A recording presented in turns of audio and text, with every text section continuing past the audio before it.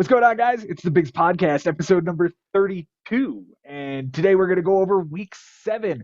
We are 1/3 of the way through the regular season already. Guys, it's Memorial Day, and I'm still in first place. Thank you very much. Thank you very much. Thank you very much. With me tonight, flying solo. Well, I guess we're flying as a duo tonight. Mike Haber. Mike, how was your Memorial Day weekend, sir? It was very, very nice. Awesome weather here once that horrible monsoon passed. And yeah, we had a little barbecue tonight. Went to Asbury Park last night. Walked around the boardwalk. It's been a nice Memorial Day. What about you? That sounds great. I worked all weekend. Oh, very nice. Yeah, made some money. What is the go-to side dish at the barbecue for you? I think I'm gonna have to go with like roasted potatoes. Mm, Like those little baby bell potatoes that you can just like cut in half and throw on the grill. yep, yep. I'm Oh, with you. I'm with yeah. you. Also, if that becomes potato salad, mhm, mhm. All right, let's Usually none left over. no, not a chance, not a chance. No. Let's dive right into this thing, fellas, and let's get this thing kicked off. We're going to talk, of course, about the matchup of the week, at least to start the week. This was the one everybody was looking at. It was number 1 against number 2, old guard versus new guard, Mm. myself versus Christian. And Christian, you put up a hell of a fight. You led me for 5 days, and then I took you down. Let this be a lesson to everybody. Don't step to the king. I took down an 11-9 win on Sunday. I flipped on base percentage. He had an 18 tick lead in on base percentage, and I flipped that. He tied me in innings pitched. I was up by 2.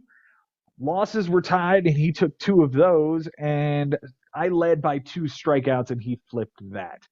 Close categories. I won by 2 triples, a steal, an error, 2 ticks on the on base percentage, which again was flipped on Sunday. 2 losses that again he took on Sunday, a save, and 2 relief appearances. For Christian, he won by 3 strikeouts by a batter. Now 3 wins, 2 home runs by a pitcher, 2 strikeouts by a pitcher, and we tied in innings pitched that Christian tied up on Sunday. On my bench this week, Mike, 0 for 4. 0. I did it. I Great did it, job. guys. It Great helps job. that a lot of my players were hurt this week, and I was focusing so much on my pitching to try Yeah. to alleviate an early bad start again that, well, if I just didn't have a full lineup, I just didn't have a full lineup, and I kind of went with it. My Yeah. moves this week, I added Randall Grichik. He went over 4 for Jonathan Daza. Um, he didn't do well that game, but he's good, and now he's got a series in Colorado that I've got him for, so that'll be fun. Yeah. Nice. I dropped Steven Matz for Ronzi Contreras, 5 innings, a no decision, 2 walks, 5 strikeouts, nothing earned against Colorado and Pittsburgh. I'll take that every time. Easy. And I added JT Brubaker the next day, 6 2/3, and no decision, 2 walks, 4 strikeouts, nothing earned, and a 105 whip. Guys, you stream pitchers against Colorado on the road. It's not hard. I then started Zach Thompson because Matthew Liebertor, 5 innings, a win, 3 walks, 6 strikeouts, a 1 whip against Milwaukee, dropping Brubaker. I then dropped Contreras for Zach Thompson because I got greedy and streamed all 3 Pirate pitchers against Colorado. 3 innings, a no decision, 4 earned, a homer, 3 walks, a 12 ERA, a 2.33 whip. Oh well. Can't win them all. Yeah, and that was the same day that Tyler Rogers gave up like 7 earned in like Oh, a yeah. third of an inning and blew up my ERA. So like Yeah. that was Tuesday or Wednesday, and I'm like, well, here we go again. So I Yeah. dropped Tyler Rogers for Ryan Tepera. I dropped Clark Schmidt for Joe Bob Herget. His name's not really Joe Bob, but I guess we're going with it. 2 Yeah. innings, 2 strikeouts, and a relief appearance from him. Thank you very much. I dropped Zach Thompson for Ryan Thompson, 2/3 of an inning, a strikeout, a 150 whip, and a relief appearance. Dropped Reed Detmers for Evan Phillips, 2 innings, a homer, 2 strikeouts, a 450, and a 1 whip with a relief appearance.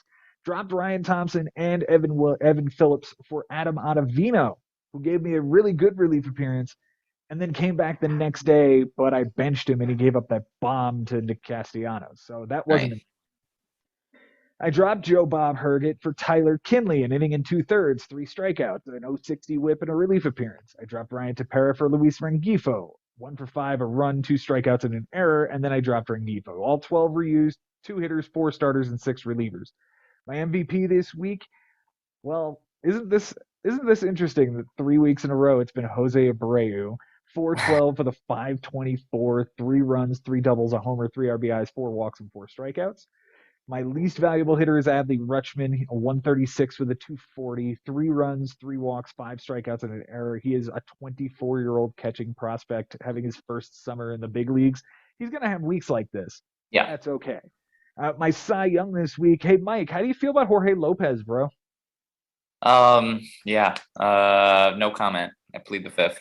3 1/3, 2 saves, a walk, a strikeout, nothing earned in 060, and 3 relief appearances. This dude has an ERA of 1.16, and he has how many saves? I don't even know because he still is counted as a starting pitcher, and they count as wins. Let's go with 6 saves. 6 saves. You're You see welcome, this right Joe. here? You see this right You're here? welcome. You're Picked him welcome. up. He had a bad relief appearance, and look who's got him right after that. Say hello to. Oh, I guess I should explain my new team name, huh? Yeah, sure. Now I'm angry at you, but yeah, sure. Go ahead. We'll get to it. My Cy Yuck this week is Tyler Rogers, a 189 ERA and a 21 whip in a relief appearance with 1/3 of an inning. He did not give up a walk. He obviously didn't strike anybody out. He also didn't give up a homer, but he gave up 7 earned. Oh, It was 7 earned over a third. That's 21 in an inning. Multiply that by 9, and you get 189. ooh, gross. Just gross. And he's a free agent if anybody wants him. He's probably going to get into another 50 games this season. But holy hell, you're going to, yeah. Yeah. On Christian's side, Mike, he went 6 for 29. You did the research, so I can't even ask you. That's a 207 batting average. 5 runs, 3 doubles, a homer, 4 RBIs, 2 steals that would have flipped the category, 4 walks, and 7 strikeouts. The 2 steals we see on Saturday first. Miles Straw that's my team. Miles Straw is down here with a steal and 2 walks with 2 runs scored. And Taylor Ward isn't even in the lineup. Okay. I mean, Tellez isn't either, and you can shuffle some things around. Yeah. But the easiest way is Taylor Ward hasn't been playing. He was hurt for a while. And I guess maybe he played here, but went 0 for 4 with 3 strikeouts, and then was back out of the lineup. So, okay. I don't know. And then on Sunday, he had this stolen base here from Ian Happ, 0 for 4, a steal, 2 strikeouts, a run. I guess instead of Miles Straw, but yeah. His moves this week, he dropped Nicky Lopez for Sheldon Noisy, 0 for 5 with a strikeout. Does that guy no longer do it for that one nipple you were talking about? No. Okay. He's gone. He's gone? All right. He drops Jesus Sanchez for Luis Guillorme and then drops Guillorme for Dane Dunning, 6 1/3, a loss, a homer, a walk, 8 strikeouts, a 7.11 ERA, and a 189 whip against the Angels. Guys, the Angels are good. We shouldn't be streaming against a first-place team. No, they can hit. They can hit, and they've got a lot of people that can hit. Yep. Sheldon Noisy gets dropped for Isaac Paredes, 0 for 4 with a strikeout. That is an 0 for 9 with 2 strikeouts out of that roster spot that you've used in 2 days. Dunning gets dropped for Joe Kelly, 2/3 of an inning, 2 strikeouts, a relief appearance, and left with hamstring tightness. Noe Ramirez gets dropped for Thomas Zapucki, who was awful. I don't even know who that is.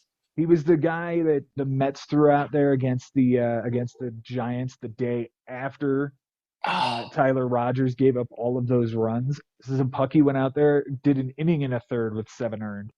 So, oh my God. Yep. So I was like, oh, I'm back in this matchup now. And these managers just leave these guys out there. Clearly this guy doesn't have it. Right. And Zapucki gave up 4 homers and 3 walks and took the L. Tyler Rogers did none of that. He just gave up 7 earned over 1/3 of an inning. Yeah. He even got me a relief appearance, which I won by Right. 2. So, like, there you go. There you go. Joe Kelly gets dropped for Mitch White, 4 innings, 2 walks, 2 strikeouts, a 1 whip at Arizona. I was scared to death he was going to end up with the win. Unfortunately, neither of us did. I had Evan Phillips that I thought was going to piggyback off of him, but Uh-huh. there was a guy in between him that got the win. Mm. He drops Thomas Zapucki. Thomas Zapucki is his name. He drops that kid for Jesse Chavez, an inning, a strikeout, a 9 ERA, a 2 whip. Drops Mitch White for Colin McHugh, who was benched. He dropped Colin McHugh for Eliezer Hernandez, 4 innings, a loss, 3 homers, 3 strikeouts, a 9 ERA, a 1.75 whip in Atlanta. And dropped Isaac Paredes for Vidal Brujan, 11 used, 4 hitters, 4 starters, 3 relievers. His key players this week: Bryce Harper is the MVP, 387 with a 424, 5 runs, 3 doubles, a homer, 5 RBIs, 2 walks, and 3 strikeouts. The least valuable hitter is Miles Straw, 150 and a 190 with 4 runs, a double, a walk, and a strikeout. Apparently, shout out to Jared Walsh with 10 strikeouts, but he did have 2 homers and 2 doubles, so Yeah. thank you very much. The Cy Young is Logan Gilbert. Man, I was really upset when he took him in the draft. 7 innings, a win, nothing earned, 5-7 with 5 strikeouts. The Cy Young, thank you again, Thomas Zapucki, a 60.75 ERA, a 750 whip, an inning and third, a loss, 4 homers, 3 walks, and 2 strikeouts. Mike, you did the research on this one. I know you saw that I was down for the vast majority of this matchup. Yet I get a win. Yeah. It was really impressive. Actually, Jason did do the research on this one. Oh, you're right. So I'm impressed that he used the Joe Bob Herget. I'm very impressed with that. Well remembered. Yeah. Yeah. And now we've got another character to enter this universe. Yeah. Mm-hmm. Yes, we did. No, but I was following your matchup because the first and second place is always the most intriguing. And like, yeah, I was a little worried, but early in the week for you, but because you were getting frustrated and you were like letting it known that you were getting frustrated, that like your team is kind of like headed in a direction that you were really uncomfortable with. I don't appreciate my offense just continuing to hit 220. Yeah. I'm still walking. I'm still winning on base percentage, but like, where's the juice from this offense? Why is Juan Soto hitting 230? Why is that's going to Franco change. hitting under 260? Yeah. Like, Max Muncy is now on the IL and he's hitting 150. Like, Luke Voigt is back on the team. Welcome aboard. 0 for 4 with 2 strikeouts today. Like, he had hit in 9 straight before that. Yep. It's the curse of my team right now. Yeah. I fell into Edwin Rios. I fell into Juan Yepes. Those guys are just going to have to stick around now. Yeah. Yeah. No, but it was really impressive how you kept pushing and pushing and pushing, and the deficit was narrowing and narrowing until it flipped. And it was, it wasn't surprising given like your track record and given you were playing a rookie, and he's proven that he's a talented rookie, but like, No doubt. But I wasn't surprised at the final results here. I mean, did you have a nice Sunday? I'm trying to look back. Sunday was interesting. I wouldn't say I had a nice Sunday. I would say that I had a Sunday that gave me what I needed, right? So Okay. I hit 192 with a 300 on base, 4 walks, 5 strikeouts, but those 4 walks are enough to give me the on base percentage. Okay. By 2 ticks. Like, yeah, that's huge. 3 runs, 2 doubles, a homer, and 3 RBIs. I lost all 4 of those categories. It didn't matter. But I played Josiah Gray, who was good. Gave me as many innings as I possibly could ask for. Yeah. And kept my ERA and whip down. What I would have liked to do is play Luis Garcia. Like, in hindsight, I wish this game would have started earlier. I liked the matchup, but as soon as I had Josiah Gray and having a good start and he got the win, I don't need for Luis Garcia at that point. Right. At least I didn't think I had to. Right. And Chris got all of these relievers in at the end of the last game in Diaz and Knebel. They show up, give him this inning in the third. And really, like, those two guys shouldn't ever pitch in the same game because they're both closers. But Exactly. But of course, Ottavino ties up that game with his home run he gives up to Nick Castellanos in the eighth, which is on my bench. It doesn't hurt me, right, but it but does mean that Knabel's coming in. yeah, It does mean that and Diaz didn't come out for the ninth. The Mets tied it. They brought out Steven Nagosic for the top of the ninth because they were still down, okay. and then they tied it, and Diaz pitched the 10th. Hmm. And he gets a win and a loss out of it, which at the time, that loss untied losses. Right, right. Damn. Yeah, yeah. I It's a think crazy that matchup. And how do you feel about it? You feel good with I this feel outcome? great. I feel Okay. great with this one. Like this was one I really grinded my ass through, and like I had it 13-8 on Sunday before the craziness in the eighth and ninth inning in the Mets Phillies game. Yeah. But this kid made me work. This kid really really made me work this week, and credit to him. He's probably going to be there this fall when we have the playoffs, and he absolutely deserves to be there. When I Yeah. look at the moves he made this week, I don't see moves that were successful. Hmm. Right, all of the choices he made and the guys that he brought onto his team were mediocre to horrible. Yeah. Like every single one of them. Dane Dunning was mediocre, 6 1/3, a 7.11 ERA. Mitch White, 4 innings, 2 walks, 2 strikeouts, a 1 whip. Like that's just 4 innings. Like it's Yeah. nice. It helps get Or to scoreless. the Yeah. minimum, but it does nothing else. Joe Kelly was Right. bad. Thomas Apucky was awful. Jesse Chavez was bad. Colin McHugh was bad on the bench. Eliezer Hernandez was bad. Like this was a Yeah. bad week. This was a But for very him to bad week for him. and for him to get 9 categories and make all those decisions throughout the week is a testament to the type of manager he is. Mhm, mhm, no doubt. It was a great week. It was a great week. It was a great matchup. It's Yeah. so far my favorite matchup that I've had this season. Hmm. Going forward, I've got Ben, then Bobby, then Jason, then Josh Haber. The gauntlet has begun, um, Yeah. and I'm already through 1 week up +2. So I'm a happy Yeah. guy. Yeah. For Christian, it is Costas, Ari, Frank, and Lebo. Those are, yeah. I Those are mean, winnable matchups. yeah, it's a nice stretch for him. Yeah. I think going 2-2 is what you're looking for here, but you know what? If he can get out of there 3-1, that would be great. That would be Yeah. great. All right, we're gonna move on now. We'll move on to the next matchup, and surprisingly enough, it is the matchup between Chris Levy and Ari Nisman.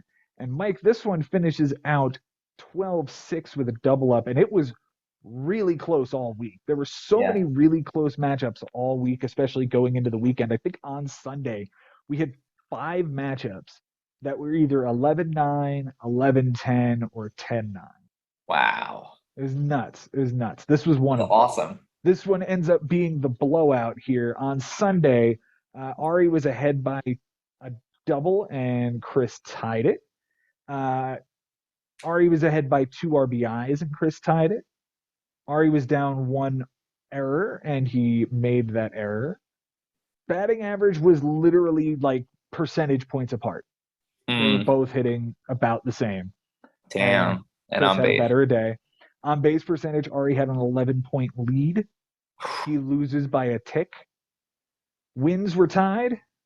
Home runs by a pitcher were tied. And strikeouts. Ari had an 8 strikeout lead and loses by 6. Man. Close categories this week. Ari wins by the triple, and he wins by 2 losses and 4 ticks on the whip.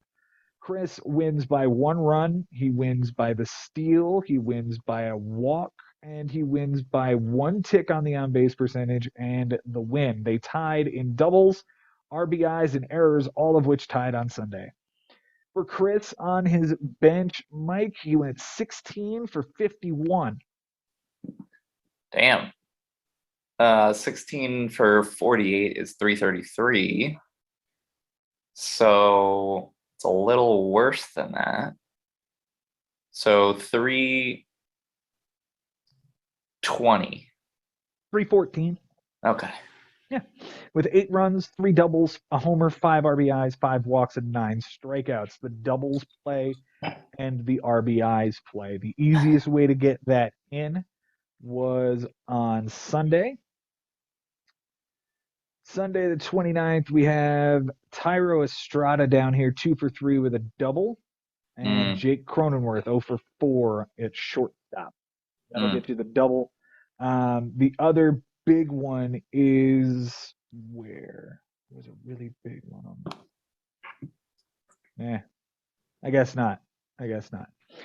Yeah, that's the big one he wants to get in. For his moves this week, he traded Nolan Gorman for Emilio Pagan.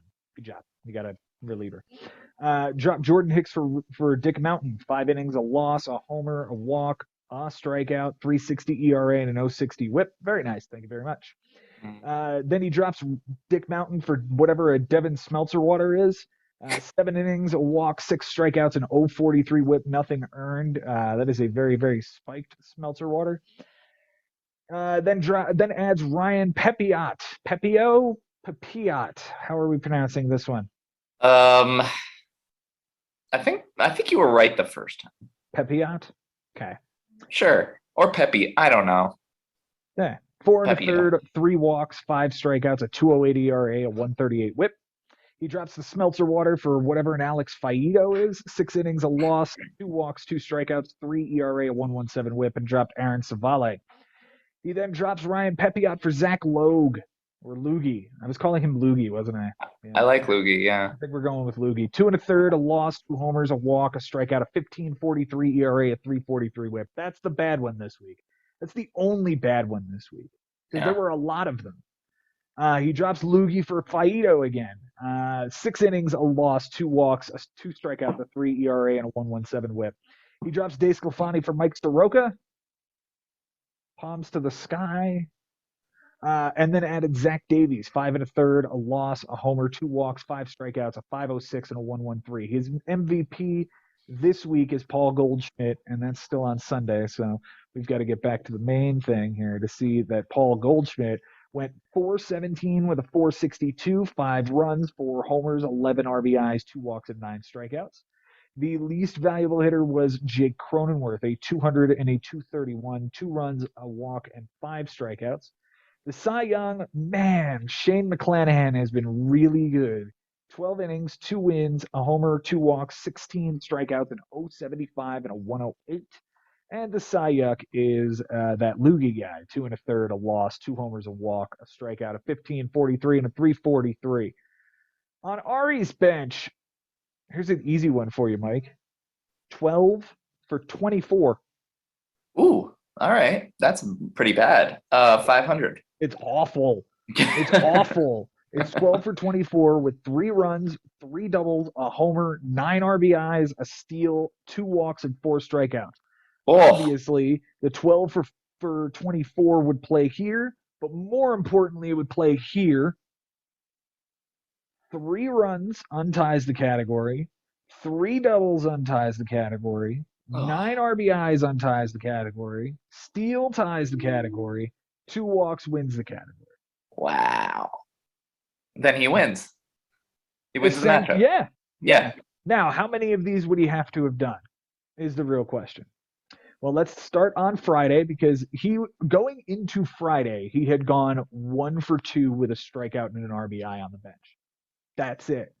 But over the final 3 days, this shit happened. We had Lourdes Gurriel right here, 3 for 4. I'm sorry. Yeah. 3 for 4 with a double, an RBI, and an error on the bench. And Stephen Kwan right here is postponed. Yeah. You can move Margot over and get him in. Yeah. The next day, the 28th, we have Nico Horner right here, 3 for 4, a run and a steal on the bench. And we've got Rhys Hoskins, 0 for the day with a walk and a strikeout up here. You move Pete Alonso up, and in goes Nico Horner.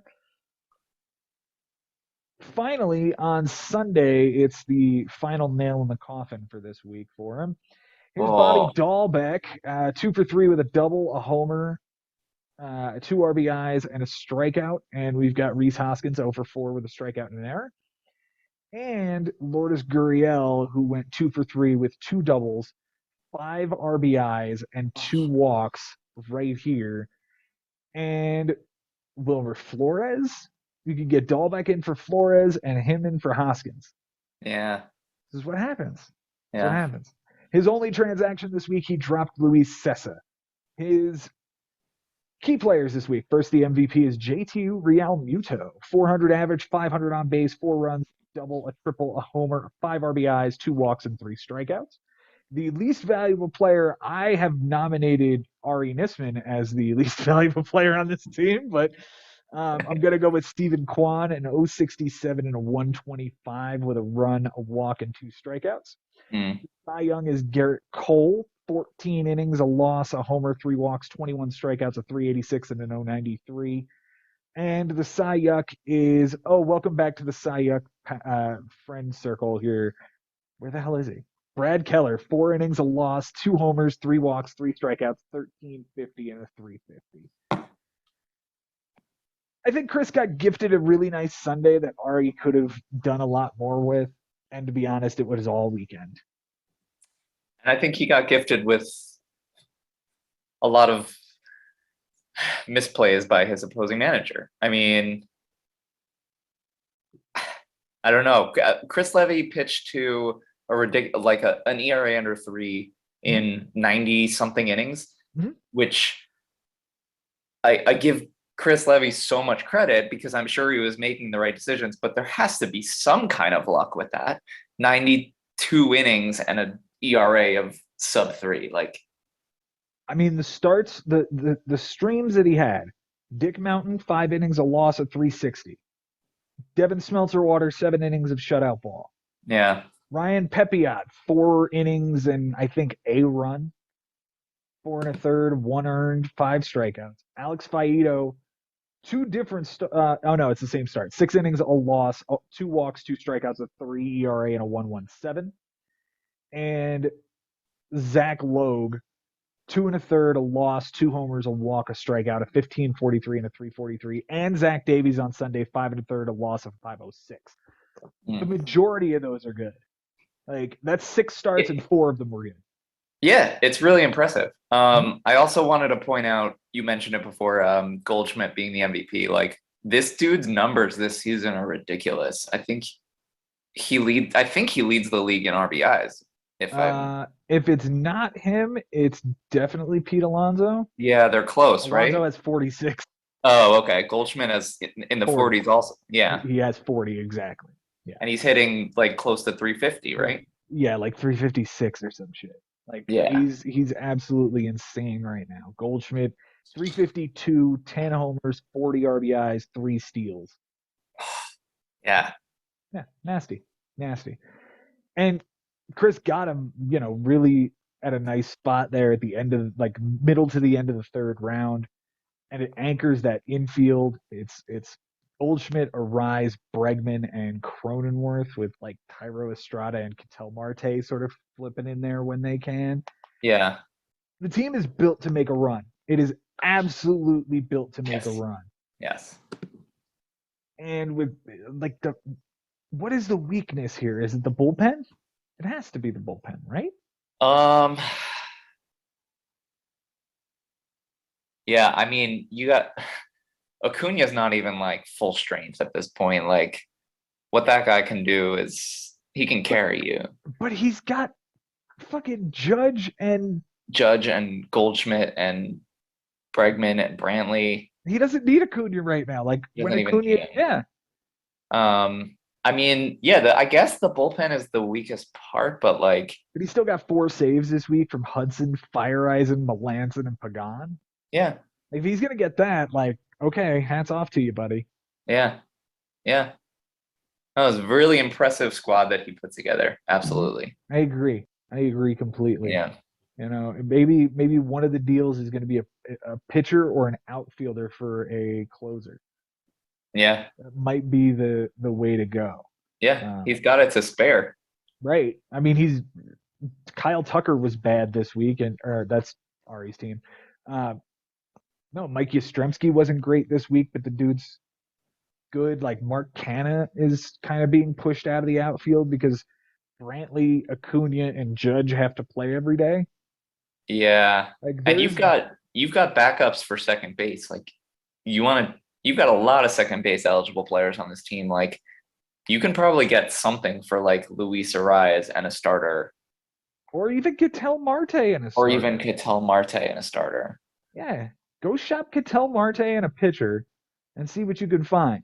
Yeah. Because I'm willing to bet you that there are people out in this league who would probably like to give you something for like Ketel Marte and a Shane McClanahan. Oh yeah. Just saying. Yeah. Especially if like one of the pieces you're getting back is a starter. Yeah. You know. Yeah, for sure. And you're not gonna miss Ketel Marte. You're just not. Not yeah. For Ari, well, I mean it's another rough week, and at this point he's in 15th, I think. Yeah, down in 15th, 27 and a half back, and 28 games under 500. I mean, it's unfortunate because he actually like his numbers were pretty good this week. Like they would compete with any manager this week. Yeah. He just got outplayed. He got outdueled, and he made the outplayed himself though. Like he outplayed himself. That weekend is ugly. That weekend is hideous. You got to. The bottom line is you got to get Lourdes Gurriel into the lineup. Like he's hitting or trade him. Or trade him. But he's hitting in the middle of that Blue Jays lineup every day. Like that's a piece you got to get in there over Stephen Kwan, who had like a nice like week at the beginning of the season. Yeah, he's hitting 240 now. Yeah. Stephen Kwan is hitting 240. There's no reason for this dude to be playing over Lourdes Gurriel, who's hitting 238. Right. Yeah. Like, no, come on. I think he's riding that early week, that early season hot streak that Kwan went on, and I mean Gavin 3 hits in his last 10 games. Yeah. Get rid of this dude. And Gavin Lux it was a fun April with this guy. It was. Gavin Lux is a nice like backup piece. I don't think he has to play every day. I think he hits 9th in the Dodgers lineup. Yeah, but he's hitting 275, bro. Okay. Like, I still would probably be playing Lourdes Gurriel over Gavin Lux on a regular. Well, who are you playing? Who would you play at second base on this team out of Lux or Horner or Flores? I'd have to go matchup based if that's the case. Like, yeah. So I see a way that Lux could be in the lineup most days. Yeah. You know. I mean, he doesn't really have a third baseman either. I'm like Wilmer Flores and Bobby Dahlbeck are like the only options he has, and neither of them, I think, are like the answer there. No. And the unnecessary double first baseman. This is the second year in a row he's done that. Yeah, he's done it before. I think last year was CJ Cron and somebody. Okay. Yeah. You know, like it's get a first baseman, then get another one to plug into the utility spot. Like I don't think that's exactly the way I would go because it immediately creates a logjam for anything else. Yeah, you have zero flexibility. Yeah, whatsoever. But such is the life that is Ari Nisman's fantasy baseball team the last few years. Yep. Let's go ahead and move on. We're going to move on to the next matchup here, and it is going to be Josh Haber taking on Bobby Russo, and this one finishes with a 12-8 finish on a stat correction. What is the change here? Oh, yeah, we're going to see it here in a moment. All right. On Sunday, wins were tied, and Josh got that. And losses, Josh had one fewer, and he tied that. On Monday morning, Josh got a stat correction, which bumps him just, I mean, what is that? 5 thousandths of a point ahead of him to take batting average. Close categories, Bobby wins by the steal. He wins by 14 ticks on the ERA. Josh wins by the triple, 3 RBIs, 3 walks, an error. Obviously, that tick on the batting average, 5 ticks, which is now 9 ticks on the on base percentage, the win, and 2 saves. They tied in losses. For Josh on his bench this week, 5 for 24. Okay. It's almost a 1 for 5. So that is a slightly higher than a 200, I guess. So it's 212. 208. All right. Yep. 4 runs, 2 doubles, a homer, 2 RBIs, 3 walks, and 6 strikeouts. None of it plays. Okay. Good job. Yep. His moves this week, dropped Miguel Castro for Kyle Freeland, 4 1/3, 2 walks, 6 strikeouts, a 208, and an 092 whip. He drops MJ Melendez for Art Warren, drops Brent Suter for Tony Santillan, dropped Lucas Sims for Patrick Wisdom. You going to go get Lucas Sims back? Probably not. Probably not. Okay. No. Patrick Wisdom, the day he had him, 2 for 5, 2 runs, a steal, and 2 strikeouts. Dude's been on fire. Yeah. When he cools off, it's time to drop him because that's a boatload of strikeouts. Yes. He drops Tony Santillan for JP Sears, 5 innings, a win, 2 walks, 5 strikeouts, and a 1 whip. It was probably his best start of the week. You're going to see not many other good ones this week. He drops Kyle Freeland for Dylan Bundy, 5 2/3, a homer, a walk, 6 strikeouts, a 159, and a 106. He survived a Dylan Bundy start. I did not today, but he did. Yeah. He dropped Dylan Bundy for Sir Anthony Dominguez, a third of an inning, and a relief appearance. He drops J.P. Sears for Kevin Kiermaier, who did not play.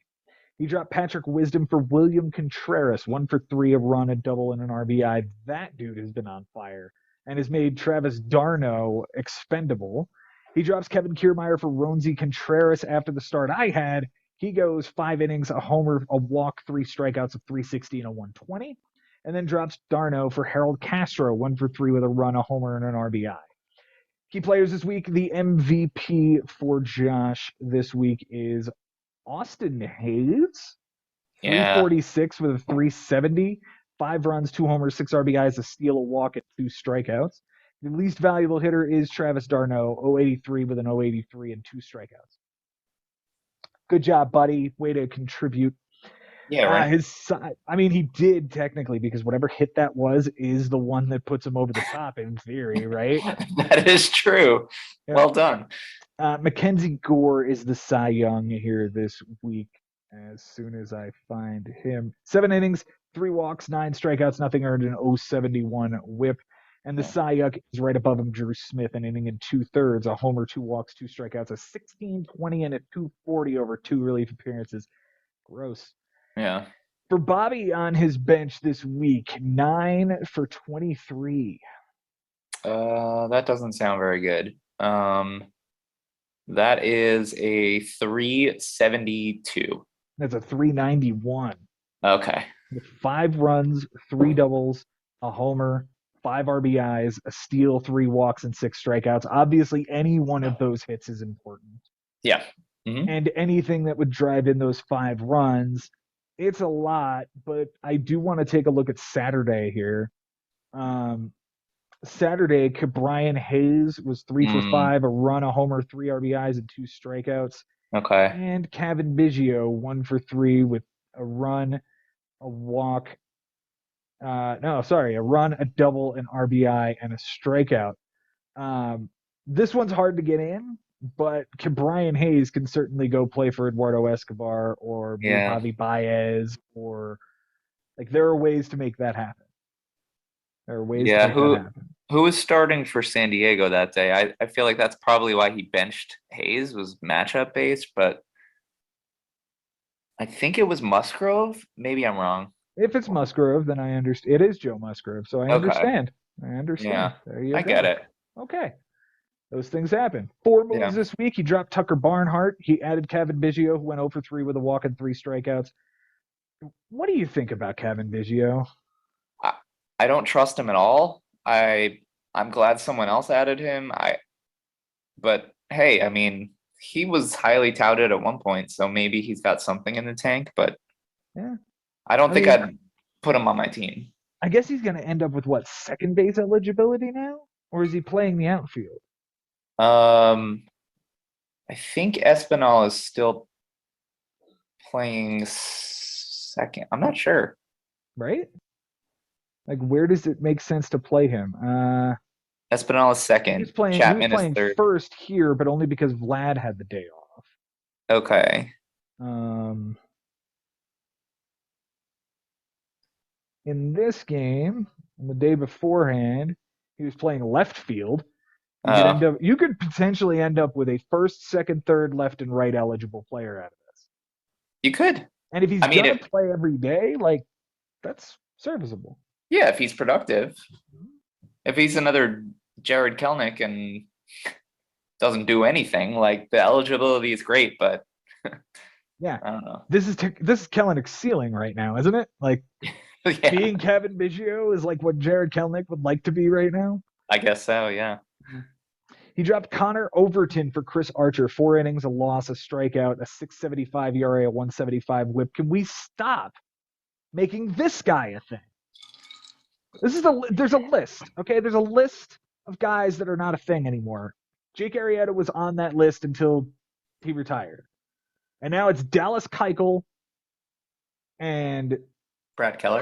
Chris Archer, Brad Keller, who's Dylan Bundy.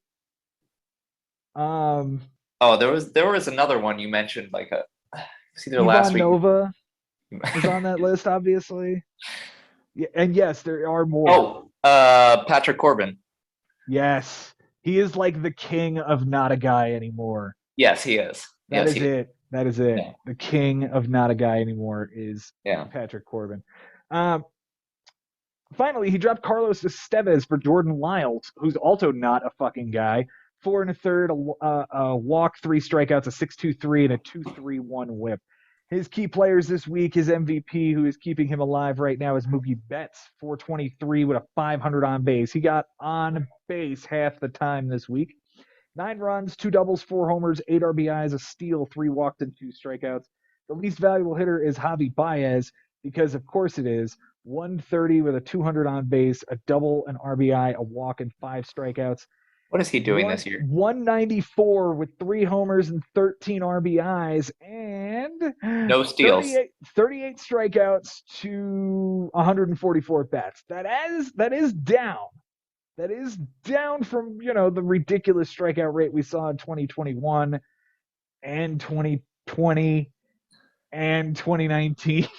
I mean, good, it's down, but he's also not running and he's not walking.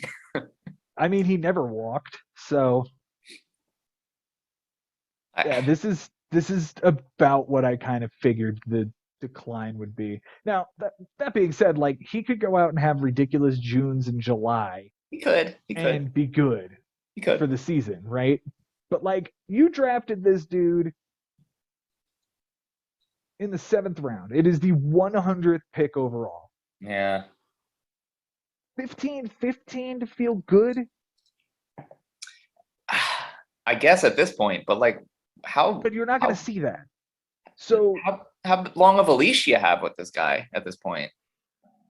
I think you have to have him all season until there's a point where they're not playing him, he's injured, or he literally bottoms out to hitting like 140 in July. Yeah. I mean, you've got Tommy Edman can cover shortstop. You've got Mookie Betts that can play second.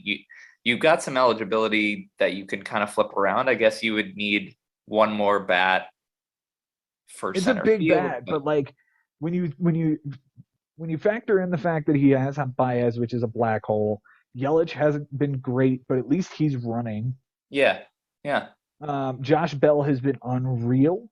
Yeah, Tommy Edman has been unreal. Betts has been great. Castellanos is okay. Benintendi needs to get into this lineup more. Like Baez is the odd piece out here, and at this point, if there's somebody who needs a second baseman or shortstop, like take anything. Yeah, right. Take literally anything. Yeah. Because yuck. The Cy Young is Sandy Alcantara, 8 innings, a win, 14 strikeouts, a 1.13 and an 0.50. This guy is gross too. 2 ERA, a 1 WHIP, 67 2/3 with 63 strikeouts. Yeah. Nice 1-2 with Pablo Lopez down in Miami. Unfortunately, however, he loses Brandon Woodruff to an ankle sprain. Oh, okay. At least it's not arm related. No, it's probably going to be just the minimum 15 days for him to get right, but it does suck. Yeah. Yuck, for that matter, is Patrick Sandoval. 3 innings, 3 walks, 4 strikeouts, a 15 ERA, a 2.67 WHIP. That start came against Toronto at home. What are you doing? Why are you playing Toronto? That's not. Yeah. That's not smart. That's Oh, not yeah. a good one. All right, these guys are in playoff contention as Josh sits as the 6th and Bobby in that sort of fiddle in the middle spot that we find him in so often. He's an 8th. Yeah. Are both of these guys going to make it? Are neither of these guys going to make it? We're a third of the way through. Man, it's a tough. I could see both of these guys like fighting for that 5-6 spot all season. Mm-hmm. I don't think either of these are like top playoff teams, but I think that I could see one of them getting in. I don't know where do you want to start? Which manager? Josh won, so probably him. I mean, look, I know he's frustrated with like the Vlad and Machado tandem, which was supposed to be kind of carrying him offensively, has just kind of like faltered a bit. I know Vlad has been playing a little hurt, and he's not really the same. He's not playing at the same pace as he did last year. Yeah, but who would? Who would? He was hitting 350 with like 20 bombs by the time May was over. Oh no, he has 9 and 24. Machado's been great. Machado's been great, but Vlad was the first pick of the draft. Mm-hmm. That was Josh's first pick. It was pick round 1. It was 1-1. Yeah. Yeah. I think you need a little more from him at this point. His pitching staff is, I mean, Mackenzie Gore is a lot of fun. Everyone else, I think, is kind of like makeshift a bit. Charlie Morton certainly is terrible as an ace with an ERA of 5.25. Jose Urquidy is not believable with an ERA of almost 5. Chris Flexen has an ERA of not very good either. Yeah. Alex Cobb is the bust of the year for me. I thought that was going to be just a beautiful sleeper. Yes. No, it's just Alex Cobb in a brown uniform. That's all it is. That's all it is. It's just Alex Cobb in a brown uniform, 5.73 ERA. Get out of here. Red beard, brown uniform. Yeah. The only one that actually surprises me is Kyle Gibson, whose ERA is almost 4. Like, that's not great. Yeah, he's providing length and he's serviceable, I guess. He did have Spencer Torkelson, it looks like, this week. He did, and he had a nice game today. Yeah, he did. But yeah, I mean, Josh's offense is I still think very scary when Vlad and Springer and Machado are at their best, and you've got Jonathan India probably coming back soon. I like his offense a lot. Let's see. Last Tuesday, what was that? The 24th? He was still 10 to 14 days away from starting a rehab assignment. Tomorrow will be 7 days from then. Okay. So the rehab assignment begins either the end of this week or the beginning of next. Probably looking at maybe a week or 2, depending on how he responds. Yeah. Like, so maybe you see him by mid to late June. Yeah. And I mean, you've got Adam Frazier kind of holding down the fort right now. He's like, Adam Frazier is exactly who Adam Frazier was predicted to be in our preseason shows. Oh yeah.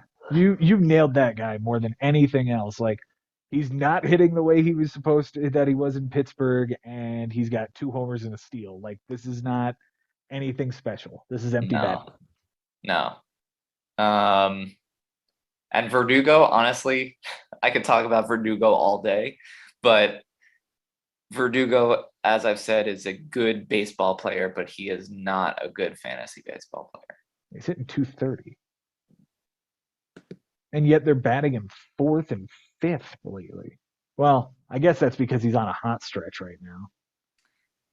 He is Yeah. on a ridiculous hot stretch. It's And like the that's White Sox and Baltimore came through, and he's like, I can hit again. yeah. Yeah. Yeah, that won't last long. But I mean, good. Yeah, good that he's turned it around a bit, but like he's not really going to give you power. He's not going to give you Nope. speed. You got to hope that he gets on base and scores runs, and he hasn't been doing that. So Because he's hitting at the bottom of the order. He's hitting behind all of the guys you want him hitting in front of yeah, to set the table for. yeah. Yeah.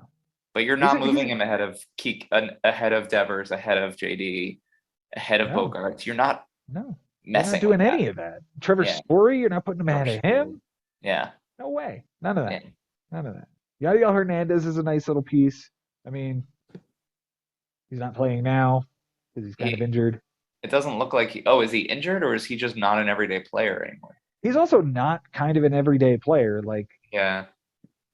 he's had a nice little start here, but I'm concerned about pieces on this offense. But like, Yeah. I agree with you that when fully healthy and doing what they're supposed to, this team should hit. Yeah. On Bobby's side, I'm still a little concerned about this offense. Like Castellanos, Betts, Yelich, if that's the three, and Bell, if that's the four that you're going to war with, awesome. But we've seen Bell fall apart in the second half. You never know when Yelich's time bomb is going to go off in his back. I hate the Phillies, so Nick Castellanos is obviously a bum. Yeah. And Mookie Betts is one of the best players in baseball. Yeah. Good job. Like, yeah. He needs to get Benintendi in more. I think that needs to be a focus of his. And if that means getting rid of Javi Baez, shuffling your lineup so that you can get Benintendi in, great. The problem with that is that Betts is the only center field eligible guy on this roster. Yes. So you can't do anything until you change that.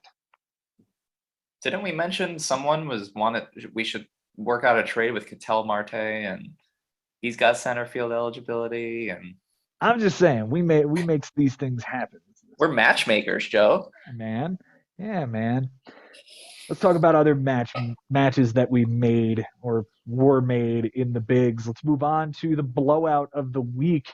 And it could have been a lot worse, but it is not as terrible. It's a 14-6 beating that Ben Nisman puts on Matt Losi. On Sunday, Matt flips runs. Ben was up by 1 run. Doubles was tied, and Matt gets that. Home runs were tied, and Matt gets that. Errors was tied, and Matt untied it the wrong way. And losses, Ben led by 1 loss, and he did take a loss. Close categories, Ben wins by the 2 triples and the error. Matt wins by the run, the double, the homer, the steal, a third of an inning, and 8 walks. He won 6 categories, and 5 of them were by 1 unit of measurement. Wow. I have a text message from Ben that I would like to read aloud for the class. Okay. Let's see here. Ben, I took deep risks going for those bombs, man, and I nearly pulled it out. Blackman puts me in front, then G-Man Choi ties it. Kike puts me in the lead, then Otani ties and finishes me off. Candelaria was almost the guy instead of JD Davis Friday, and he would have hit me a pinch hit bomb yesterday. Just some of the feelings Ben has about losing categories this close, and he's concerned. He has said that these categories he's already adding up in his head, and that he's concerned that they're going to cost him a playoff spot. Ben, look at the score of this matchup. That's all I have to say. I honestly, you're doing great. You're in 5th place. You're 16 over. I don't think this is going to cost you anything, but I get it when you're up like 17-2 and then it's 14-6. Obviously, there's disappointment there, but like this is a win to be proud of, in my opinion. I agree. Anytime you can get this big a whooping on anybody in this league, yeah, you deserve to Walk around with your Be head held. proud. Yeah. On his bench this week, he goes 12 for 51. So that is a little better than a 250. So that is a 231. 235. Okay. With 4 runs, a double, 3 homers, 9 RBIs, a walk, and 12 strikeouts. 4 runs, a double, 3 homers. Yeah. And it's kind of just one play. Okay. Look at Jock Peterson here. Yeah. Well, yeah. Yeah. Jock Yeah, I Peterson hit remember that one. 3 homers, drove in 8, and had 3 runs scored on Ben's bench. Oh, If he just makes that play, it's this and this. yeah. And it is 16-4 Yes. that quickly. Just Yep. that. Disappointing. Yeah. For his moves this week, he drops Craig Stammen and picks up Luis Torrens over 2, a run, a walk, and a strikeout. Drops Sam Henkes for Dylan Moore over 4 with 3 strikeouts. That guy's a bum, too. Dylan Moore gets dropped for Matt Moore. Luis Torrens for Eli Morgan, an inning, 2 strikeouts, and a relief appearance. He drops Eli Morgan for Jonathan Loizaga, who got placed on the IL that afternoon, who he dropped for Jalen Beeks. He also dropped Diego Castillo for Jeff Hoffman. He drops Colin McHugh for Brandon Marsh, 2 for 4 with a run, an RBI, and a strikeout. He drops Jeff Hoffman for Dakota Hudson, 4 2/3 and no decision, 4 walks, 3 strikeouts. Nothing earned, a 193 whip against Milwaukee. Brandon Marsh gets dropped for JD Davis. Matt Barnes gets dropped for Matt Carpenter, 1 for 3 with a solo home run. How do you feel about Matt Carpenter and his Carpenter mustache in the Yankee lineup, Mike Haber? I feel mediocre about it. I don't really care. I don't think he's going to contribute. I think it's going to be like a Matt Holliday type situation. Got this washed up veteran Who's just who, another batting coach? Like, is that what? yeah, I don't know. I know we're a little banged up right now, so it is what it is. If he can contribute, great, but this isn't a long-term solution for us. Yeah. He dropped Matt Carpenter the next day for Ryan Brazier, an inning, a strikeout, and a relief appearance. 12 used, 5 hitters, 6 relievers, and a starter. His MVP this week, Charlie Blackman. Welcome to the squad a few weeks back, and people were talking crap. This guy was talking crap. Me too. Yeah. Blackman got a nice week. 357 with a 438, 3 runs, a triple, a homer, 5 RBIs, 4 walks, and 3 strikeouts. The man is still hitting 241. That is not what Charlie Blackman should be hitting at the end of May. Right. His least valuable hitter, JD Davis, who gave him the 0 for 4 with 2 strikeouts. The Cy Young, he didn't pitch well. Neither of them did. Yeah. So, like, finding a Cy Young in this group is a little difficult. Dakota Hudson, I guess, 4 2/3, nothing earned, 4 walks and 3 strikeouts. Ooh. The Cy Yuck is Taylor Rogers, 3 innings, a loss, a save, a homer, 2 walks, 5 strikeouts, a 9 ERA, a 1.33 whip, and 3 relief appearances. Mikolas was, like, fine, I guess. He ate all of these innings and struck out some dudes. But, like, there's just not a whole lot here to be proud of this week on the pitching side. So, and this is usually Ben's strength, too, is the pitching. Yeah. So he survives it. You know, he survives the bad week and gets a big win regardless. Yeah. For Matt on his bench this week, 1 for 16. Wow, Matt. Nice. That is a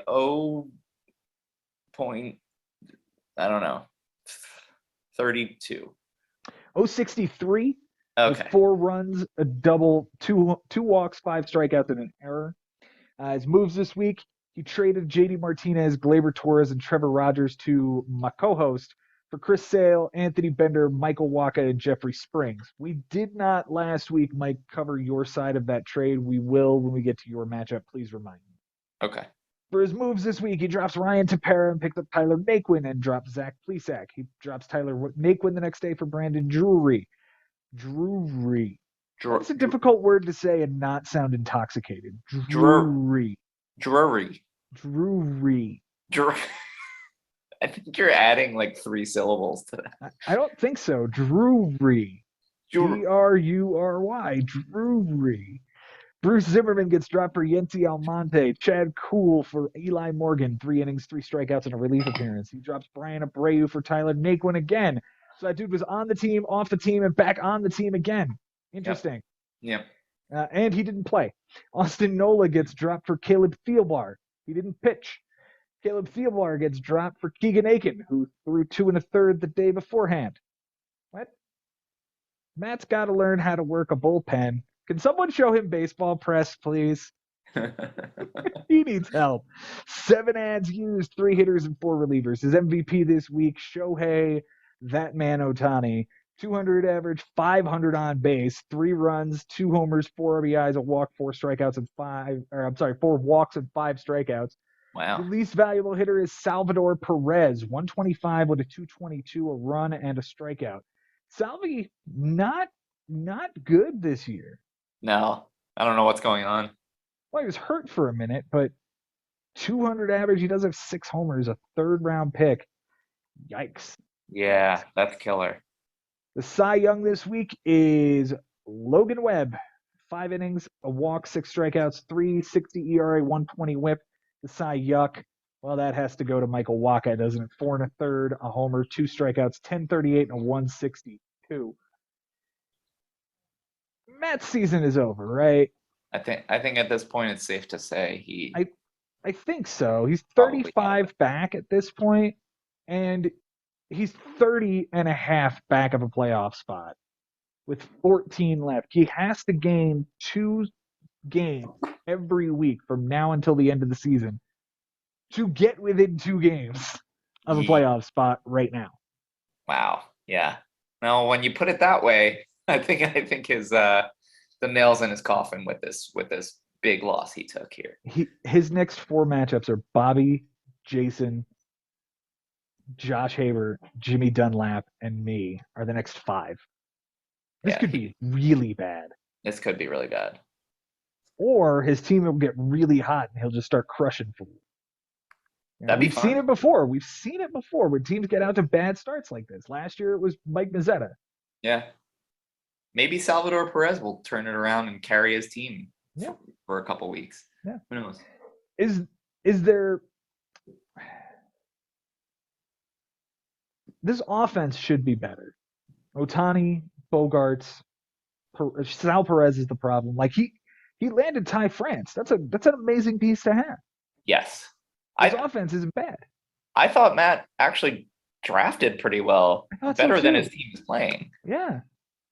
Because the pitching, like Jose Barrios has been a disaster, but and that's incredibly disappointing when he's your ace and your 4th-round pick. Yeah. But Kopech he fell into. Jeffrey Springs he got traded. Logan Webb. There's not a whole lot. Logan Webb hasn't exactly been all that great. Right. 3.54 with a 1.26 and less than a strikeout an inning, like far less than a strikeout an inning. Yeah, that's not an ace right there. Right. And now we're waiting on Chris Sale, and there's not really a bullpen to speak of. Why in the fuck do we have Will Vest in the bullpen on COVID? Yeah. Like I get hanging on to Tommy Pham. He's suspended for 3 games. Get over it. Like you'll live. But this is like a halfway decent middle reliever who has been gone for since the 20th of May. So 10 days he's been gone, and now he's just getting a rehab assignment. And what's odd is that he's making offensive adjustments. He's adding players. Mm-hmm. Why is this man still in the active roster? Like he even made pitching adjustments this week. Yeah. Keegan Aiken, Caleb Thielbar, Tyler Naquin doesn't pitch, but Eli Morgan does. Yency Almonte does. Mm-hmm. Like all of these dudes got moved around, but Will Vest just stays right there anchored in the middle of that bullpen. Yeah, I don't know. He's at best their 3rd best reliever. At best, yeah. Joe Jimenez has been pretty decent recently too. So, and Andrew Chafin's not anything to. And Chafin, yeah. Ben's side here. What are we looking at with this guy's offense? Because this is a hell of a week we see with his offense that we have not seen coming for weeks. He's got the Yeah. lowest on base percentage in the league so far this season for a single week at 230. He hit 310 this week. Like, that's insane. Yeah. I his team's an enigma to me. I honestly don't understand. I they like his team could hit 150 or they could hit 310.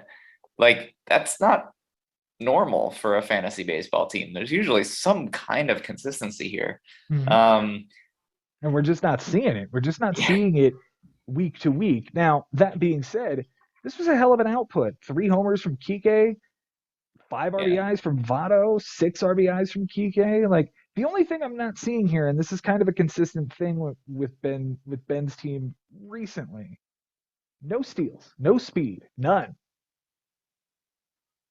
Maybe he And doesn't who's need it. Yeah. yeah, he didn't this week. He And didn't. and on the pitching side, it's a Ben team. Yeah. This team would look a whole lot better, like he said last week, if Clayton Kershaw and Max Scherzer weren't on the IL. Yeah, I mean, you're counting on Miles Michaelis and Ian Anderson to give you length every single time out. Mm-hmm. And And that's Dakota Hudson now is apparently Dakota. the 3.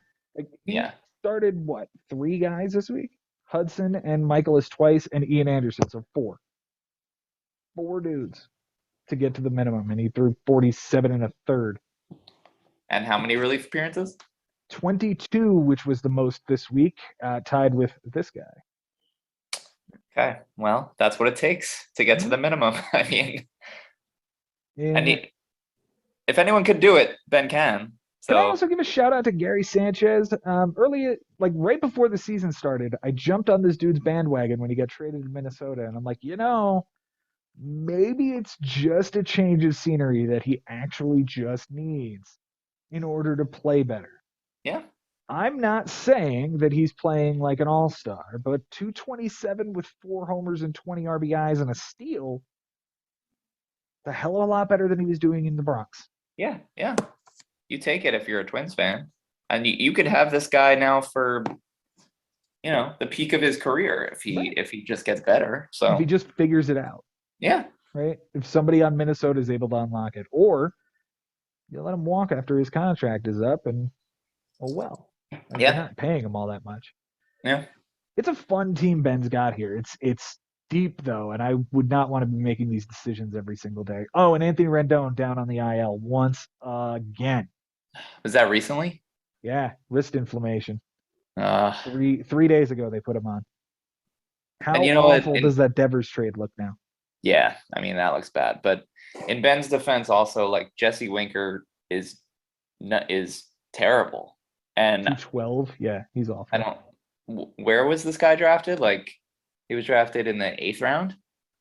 That's not what you want from your 8th round pick. No, not at all. Not at all. And apparently Jose Miranda is going to kill me today because dude's hitting 164, but he hit a bomb today. So thank you very much, that guy. The offense and Gary Sanchez too, yeah. Mm-hmm. Yeah, this offense is streaky, and I'm worried that I'm hitting it at the wrong time because I'm Ben's opponent this week. The pitching is the pitching, and we'll see what comes of it because it's a strong bullpen and a couple of good starters. Get these Hall of Famers back, and you're going to be fine. Yeah. Yep. Let's move on to the other blowout of the week, Mike, and this one was the biggest blowout of the week. It is Jason Ashby taking a 16-4 loss at the hands of Jimmy Dunlap. On Sunday, Jason led by 2 runs, and Jimmy took that down. Doubles were tied. Steals were tied. Jimmy had a 2-error lead, so that didn't end up changing. And relief appearances were tied. So close categories, Jimmy wins by 3 runs, 2 doubles, 2 triples, 2 steals, an error, a walk by a pitcher, a relief appearance, and 7 ticks. It's listed. 7 ticks on the whip.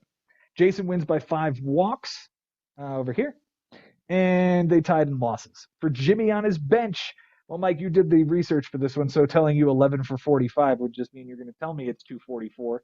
With Correct. 6 runs, a double, 5 RBIs, a steal, 7 walks, and 11 strikeouts. The 7 walks plays, I think it would be very hard to get them all in.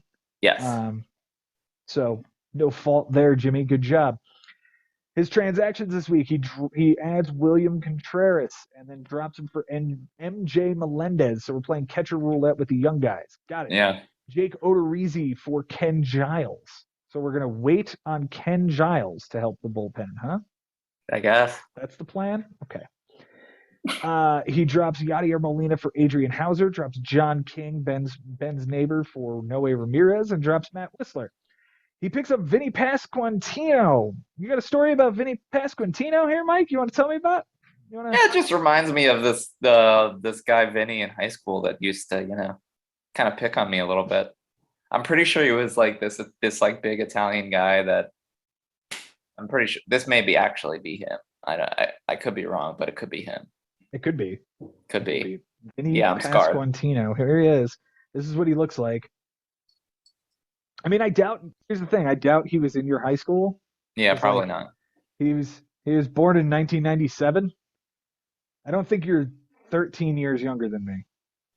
No, I'm not. I was Yeah. born 10 years before this guy. So Yeah, there you go. Yeah.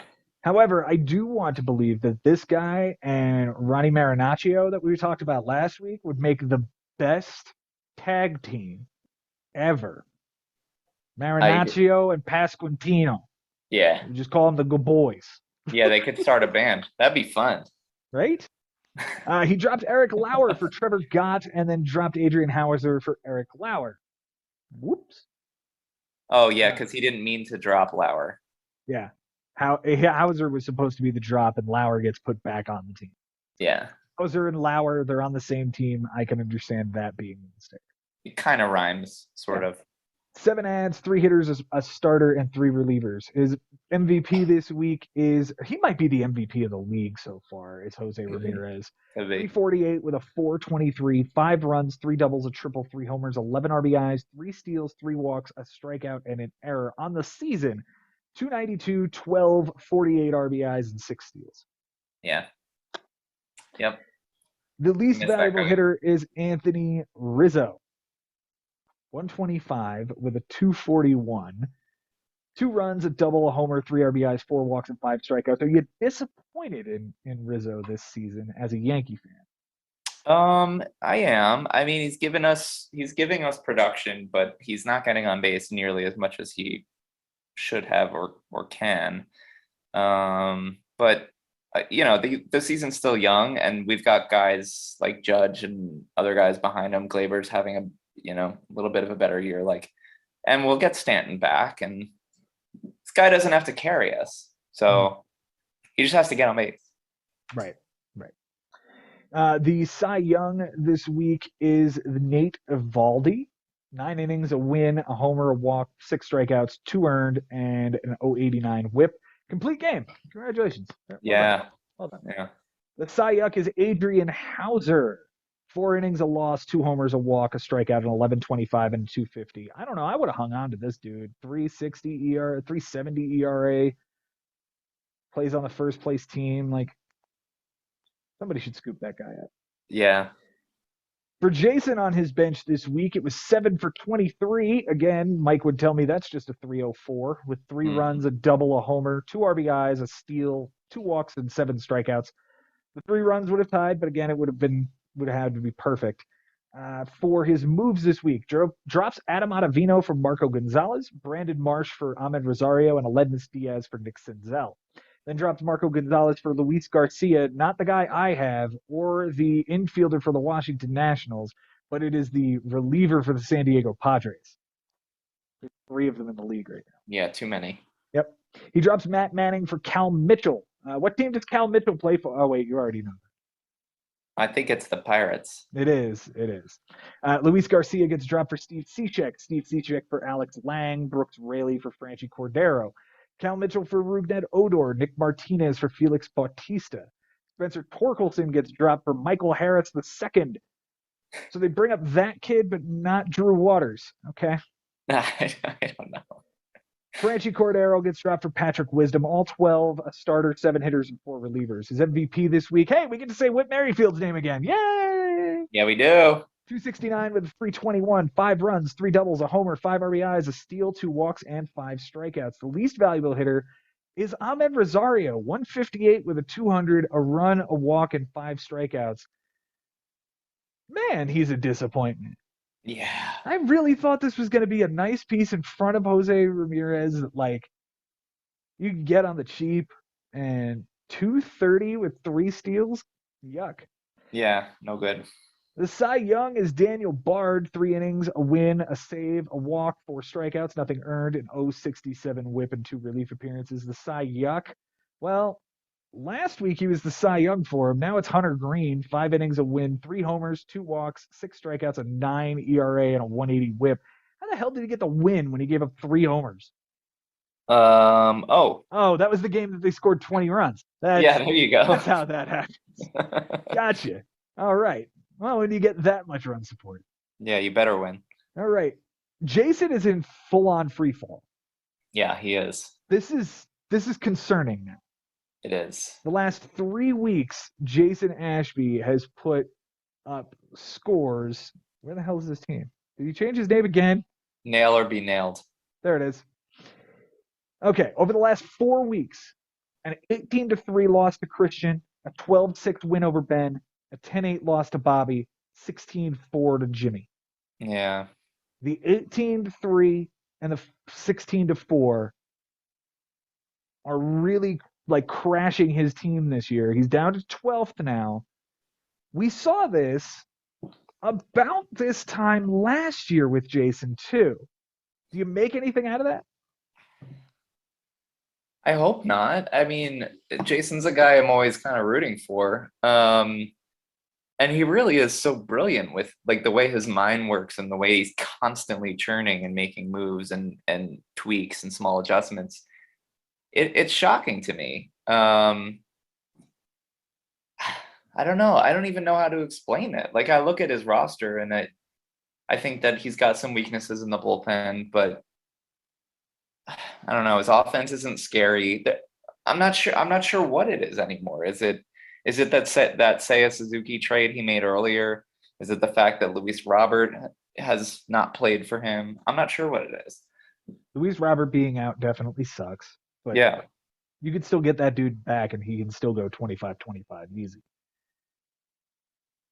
Yeah. Schwarber's only hitting 180. Corey Seager is hitting 237. He's finally started to light it up, but Arenado is the thing that carried him, and now he's cooled off. He doesn't have a hit in 1, 2, 3, 4, 5 straight games. He is 0 for 9, 13, 0 for his last 17. Yikes. Yeah. Keibert Ruiz is a nice little find, 280 hitter. The pitching is nice. I really love his staff. And he keeps improving it. Like every time I turn around, he's picking up another guy. Yeah. Yeah, he's got good starters on this team. And the additions of Blake Snell and did he trade for Kikuchi? No, he had Kikuchi. He had Kikuchi, but Hunter Green he grabbed off of free agency. He had a great start out of Plesac today. Got a complete game out of Framber Valdez today. Yeah. Like this is a really good team. And Walker Buehler's going against Pittsburgh tonight. That should be nice. He has 16 innings right now. 16 innings, a win, a homer, 3 walks, 13 strikeouts, a 1.969 and an 0.75. And Walker Buehler's going against Pittsburgh. Yeah. Okay. Yeah, good start, Jason. I just worry that like we've seen this before. We saw this last year. Jason puts on these good matchups, but like overall, he just keeps falling down. Yeah. Because he'll put together a good win and then put together another close matchup and then dump truck. Yeah. And then he'll put together a good win and keep one close and dump truck. Yeah. There was a point where he was 4th. He's 12th. I don't like it. I'm nervous for him too. I think that Seiya Suzuki trade in the beginning was tough. Who did he get rid of again? Big pieces. Take a look at that trade. That's a good point to take a look at. Okay. We've got He received Dakota Hudson, Whit Merrifield, and Seiya Suzuki. He gave up Freddie Peralta, who's going to miss a few months, Mm. Adam Frazier, and Camilo Doval. Oh, okay. So it didn't Like, hurt him that much. yeah, I mean, if you write off Seiya Suzuki and Freddie Peralta, if you write those two off, and like Dakota Hudson's now on Ben's team, he's since dropped him. So Yeah, like, it's essentially Whit Merrifield for Adam Frazier and Camilo Doval. right. Not Okay, so that terrible. maybe that's not what hurt him. Um, so yeah, I mean, I'm not. It's hard. It's hard looking at his team and seeing what the issue is, but I do think he has very streaky hitters on this team. Yes, yes, I can agree with that. It's just bizarre. It's still early. We're only a third of the way in, but this is concerning me for Jason that the last few weeks we've seen him go from the top of the standings to now the bottom of the consolation bracket. Essentially. Yeah, yeah. For Jimmy, I mean, just another one off the calendar. You continue to be competitive. He's now 16 games over 500 in a dead heat with Ben Nisman for the 4-5 spot. Yeah, He yeah. looks good. He does look good. His team is scary. They're not even at their full potential. When Marcus Semien starts hitting and Brian Reynolds turns it around a little bit, and Rizzo turns it around, and Teoscar turns it around, and What Tatis if comes like back. that's a whole lot of ifs on this offense, It's a right? lot of Like ifs. there's at least one of them that's not going to pan out. Okay. You have to believe that. There's going to be one guy who finishes the season hitting like 211. It Out could of be. out of It could be Semien, Rizzo. Yeah. Correa. No, Correa's not in that list.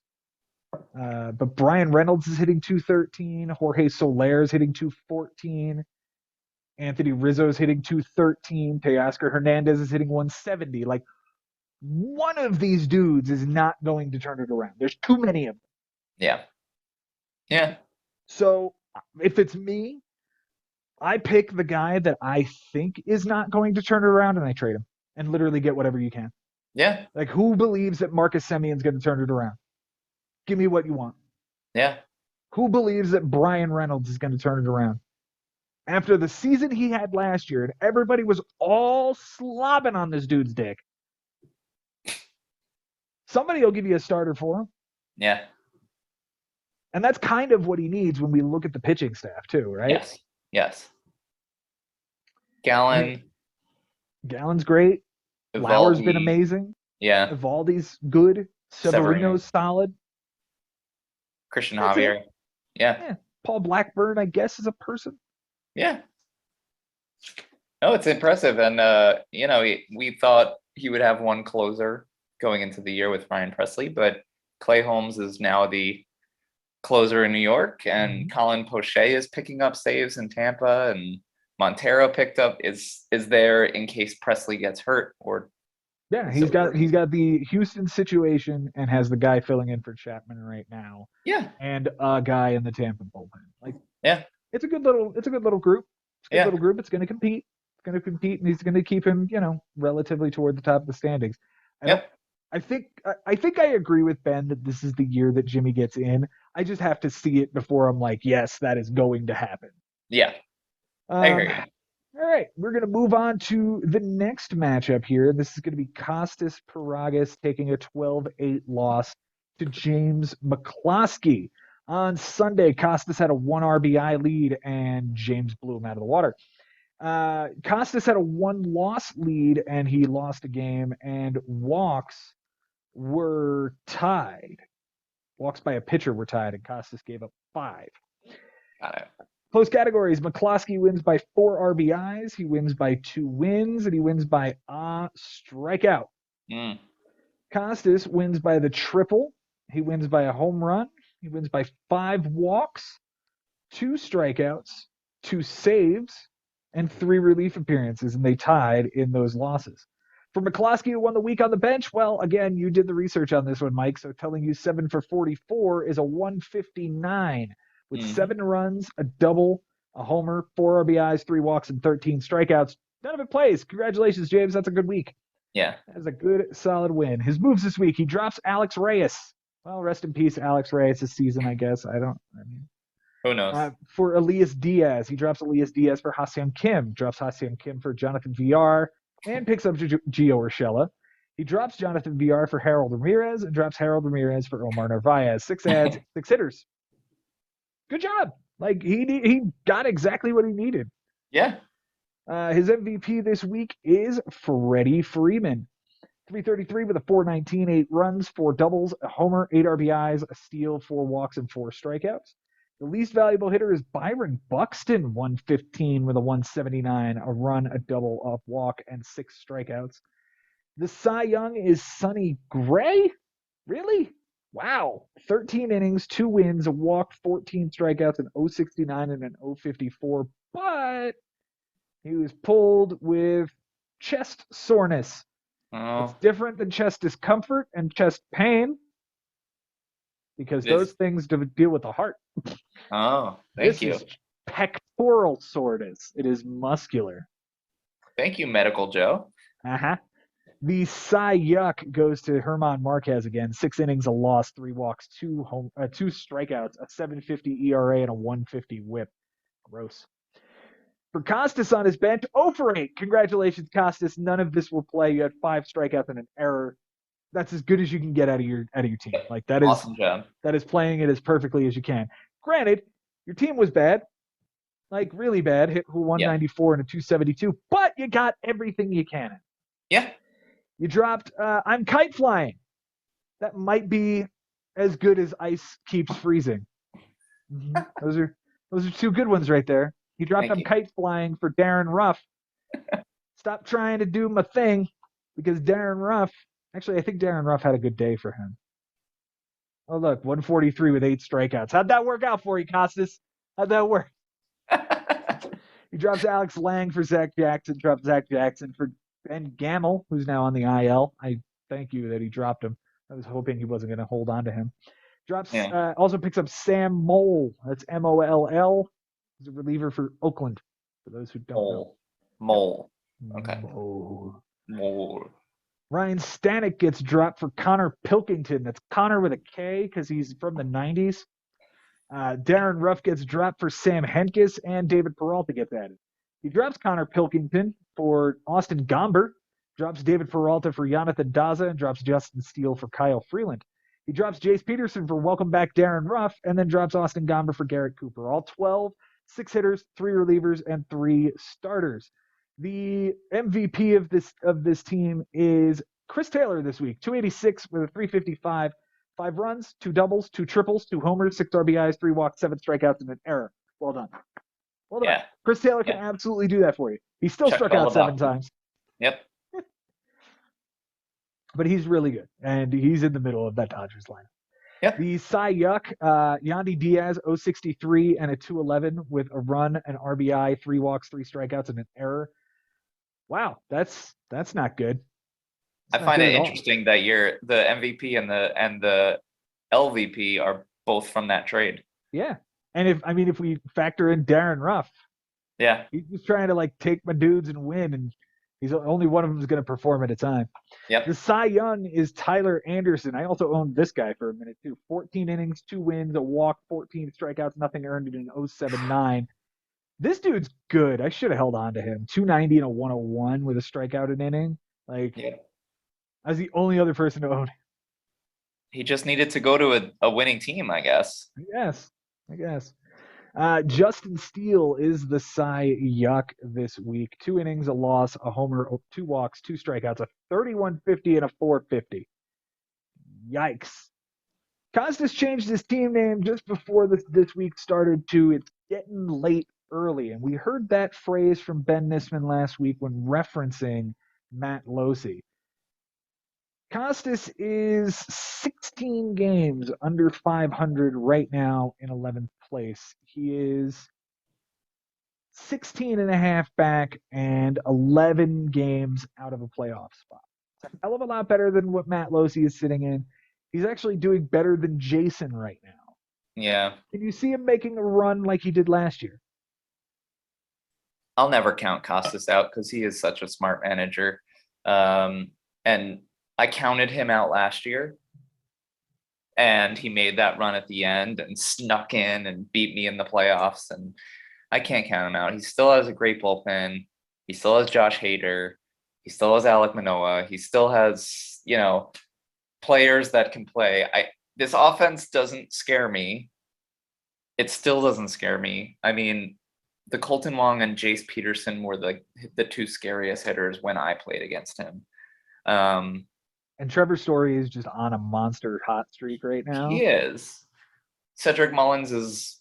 With that entire hot streak, he's now hitting 222. Yeah, that's. Man. Like, what would that's he what be I'm talking about. Like, these hot streaks to get these guys up to where you think they should be hitting.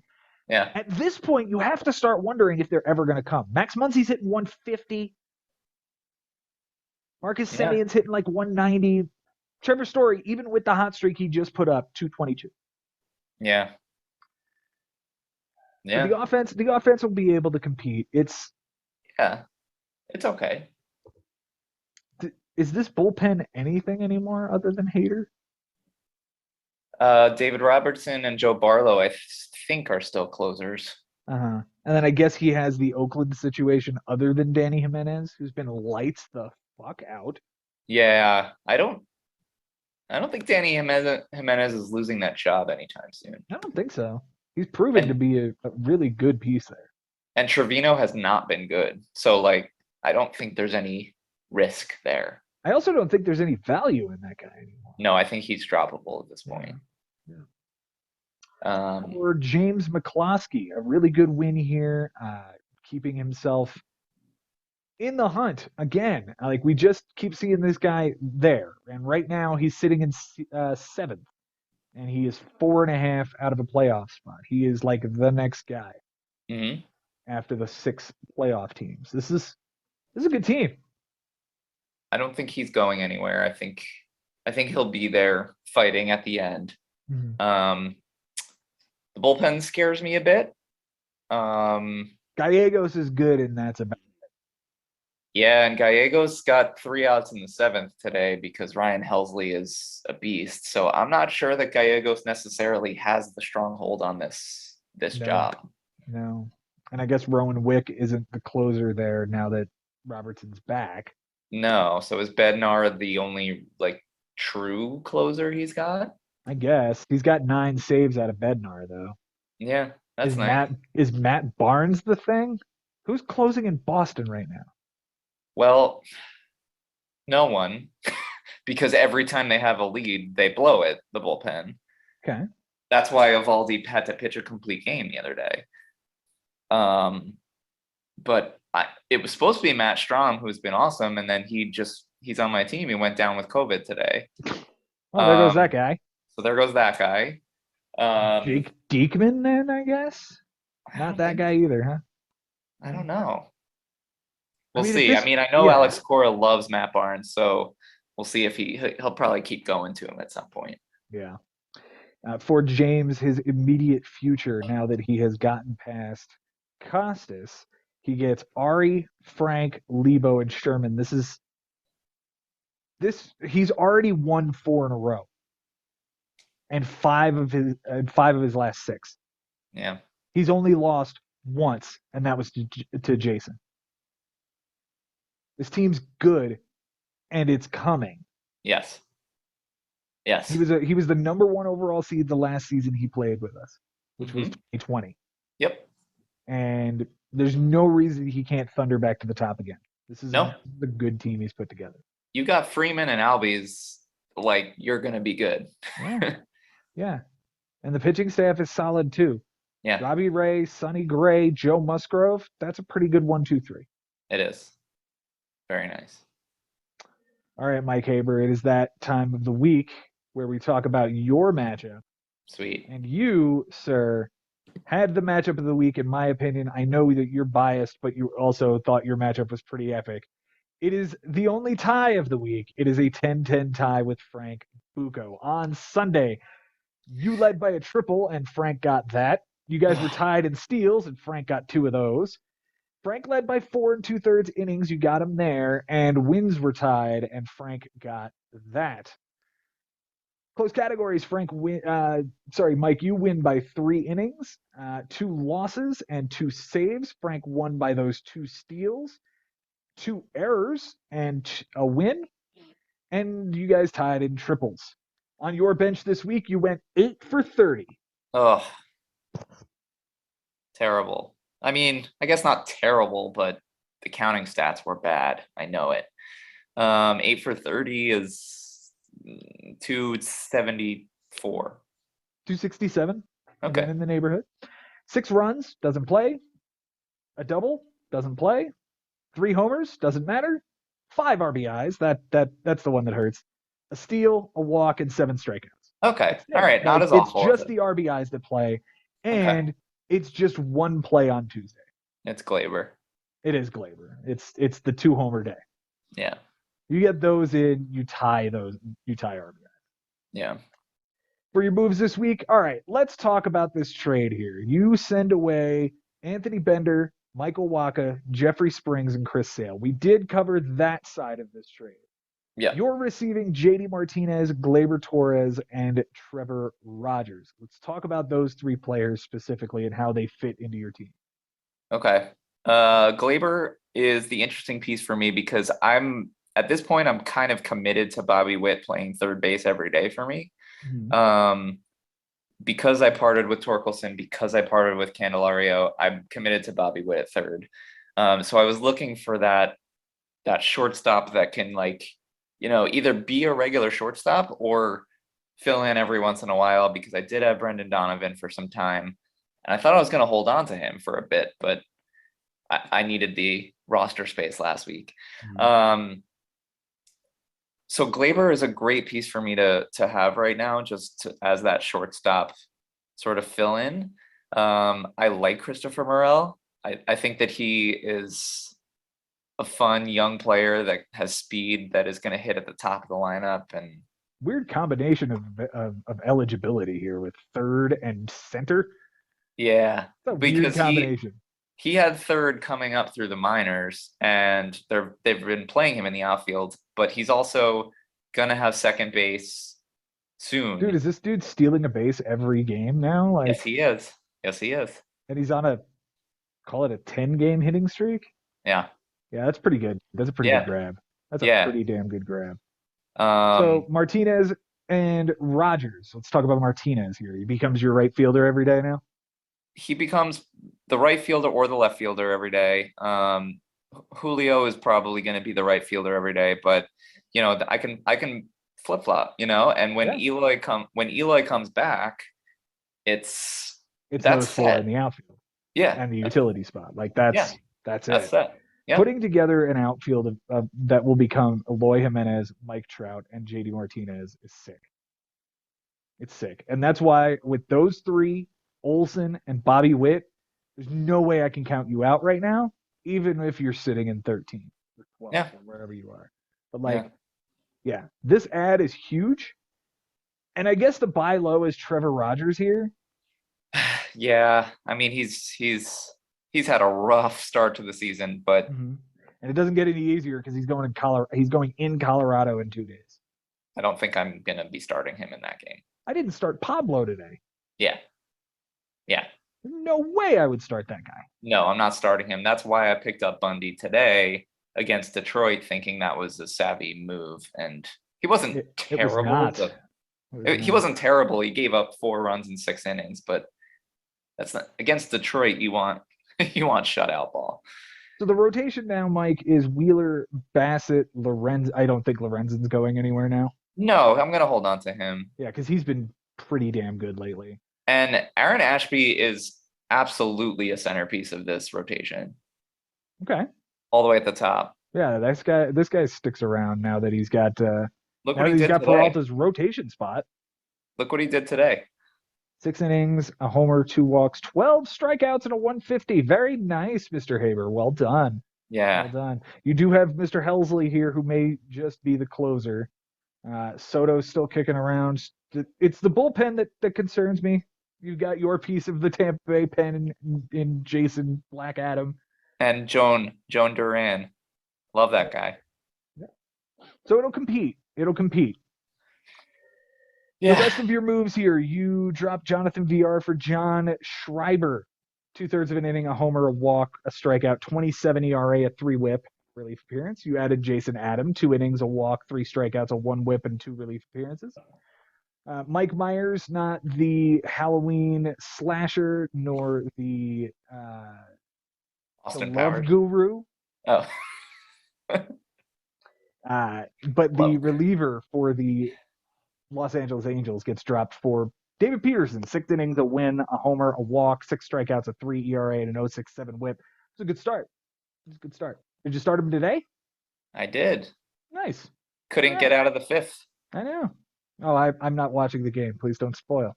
Okay. You dropped Jesus Aguilar for Aaron Ashby, 5 2/3, 3 walks, 5 strikeouts, a 1.24. Dropped Alex Faedo for Keegan Aiken, 2 1/3, 3 walks, 6 strikeouts, a 1.29, and a relief appearance. Dropped Max Meyer for Josh Winkowski. Not advisable. 3 innings, a loss, a homer, 3 walks, 4 strikeouts, a 12 ERA, and a 3 whip. You dropped tiny little Cody Poteet for John Gray. 6 innings, 2 homers, 3 walks, 5 strikeouts, a 7.50, and a 1.33. You dropped Keegan Aiken for Dane Dunning. 4 1/3, 3 walks, 5 strikeouts, a 4.15, and a 2.31. You dropped John Gray. You dropped Alexis Diaz for Cole Sulser. An inning, a save, a walk, 2 strikeouts, a 2 whip, and a relief appearance. You used most of your moves. Your MVP this week, Mike Julio Rodriguez. 280 average, 308 on base, 5 runs, a double, 3 homers, 7 RBIs, 2 steals, a walk, and 7 strikeouts. I give a ton of credit to JD Martinez for giving you the 10 runs and the 3 RBIs and the 7 walks. But Julio was a lot of your offense, man. And Bobby Witt was right behind him. Yeah, that's what I was thinking was Witt, but 4 doubles, 8 RBIs, two homers rather. Yeah. This was a hell of a week to be Mike Haber. All the young kids started playing for you. Yep. The least valuable hitter you traded away, his name was Josh Naylor, 083 average, 154 on base, a walk, and 3 strikeouts. The Cy Young is Zach Wheeler, 12 2/3, a win, 3 walks, 17 strikeouts, a 2.13, and a 1.17. The Cy Yuck, Matt Strom, 1/3 of an inning, a loss, a strikeout, an 81 ERA, a 15 whip, a relief appearance, and the vid. Yeah. For Frank on his bench this week, 5 for 18. Okay. So that is between a 250 and a 333. So that is a 294. 278. With 4 runs, 2 RBIs, a walk, and 3 strikeouts with an error. None of that will play. Right? Yeah, no, none of that will play. His move this week, he dropped Jonathan Loaizaga for Gio Urshela, 1 for 3 with an RBI and a walk. He dropped Tyler Kinley for Josh Rojas. Thank you for Kinley. He helped me out this week. Yeah. He dropped Gio Urshela. He dropped Kyle Lewis for Aaron Bummer. Dropped Cole Sulser. Helped you out this week. Yeah. He dropped Joe Smith for Zach Eflin. 6 innings, a loss, a homer, 2 walks, 4 strikeouts, a 10.50, and a 1.67 gross. Yeah. He dropped Zach Eflin for Ryan Stanek. Didn't play. Dropped Michael King for Craig Stammen. Didn't play. Dropped Kyle Hendrick for Harlan Garcia. Didn't play. Picked up Royce Lewis, 0 for 1, and then went on the IL. And dropped Joey Wendell, who I had a waiver claim in for, but he got pulled today with hamstring problems, and he's probably going back on the IL. Oh. So if you've got one in on him, now's the time to cancel that. Yep. His MVP this week is Starling Marte. 321 average, 345 on base, 8 runs, a double, a triple, 3 RBIs, 2 steals, a walk, and 5 strikeouts. The least valuable hitter, I had a difficult time finding this one because everybody kind of did at least something. Yeah. AJ Pollock wasn't in the lineup very much. Royce Lewis, like I said, went 0 for 1. Yeah. So I'm giving it to Yuli Gurriel, 174 with a 208, a run, a walk, 3 strikeouts, and an error. Yeah. The Cy Young is Corbin Burns, 13 innings, 2 wins, 3 walks, 16 strikeouts, an 0.69 and an 0.77. Ugh. That noise. You're gonna make that noise again. Michael King, 2 1/3, a homer, a walk, 15.43, and a 2.57. That dude, once upon a time, was supposed to be like the next big dude out of the bullpen, and now he sucks. And we need him right now more than ever, and he sucks. He sucks, and so does Jonathan Loaizaga, and now he's hurt. Yep. Yep, those guys suck. Mike, I'll give you the floor. This was your matchup. Go for it. First of all, hats off to Frank because this was easily one of the best matchups I've had in a long time. Just as far as the back and forth goes, he showed a lot of restraint this week. I was adding starters because I knew I was going to have to chase innings. And I thought that he was going to be trying to do that as well. And he didn't. I mean, he kind of went in the opposite direction with relief pitchers on Sunday, right, assuming that if all of them got into the game, he could potentially snag innings pitched. Right. And I assume that there weren't any starters on the wire, or at the bare minimum, there weren't any worth throwing out there. Yeah, by Sunday morning, no, everyone of note was gone. Gotcha. I am frustrated at that Sunday. I'm frustrated about Let's Sunday. Take a look at that Sunday. It is worth looking at in depth because this was one of the most interesting Sundays I've seen in a while. So Mike, you hit 175 with a 195 on base, 2 doubles, 3 RBIs, a steal, a walk, and 10 strikeouts. And somehow didn't lose average because of that. Yeah. Go figure. I knew I was good. Threw 24 2/3 with a loss, a save, a homer, 10 walks, 22 strikeouts, a 2.19, a 1.18, and a relief appearance. It was a good pitching Sunday. Not great. It was good. Yeah.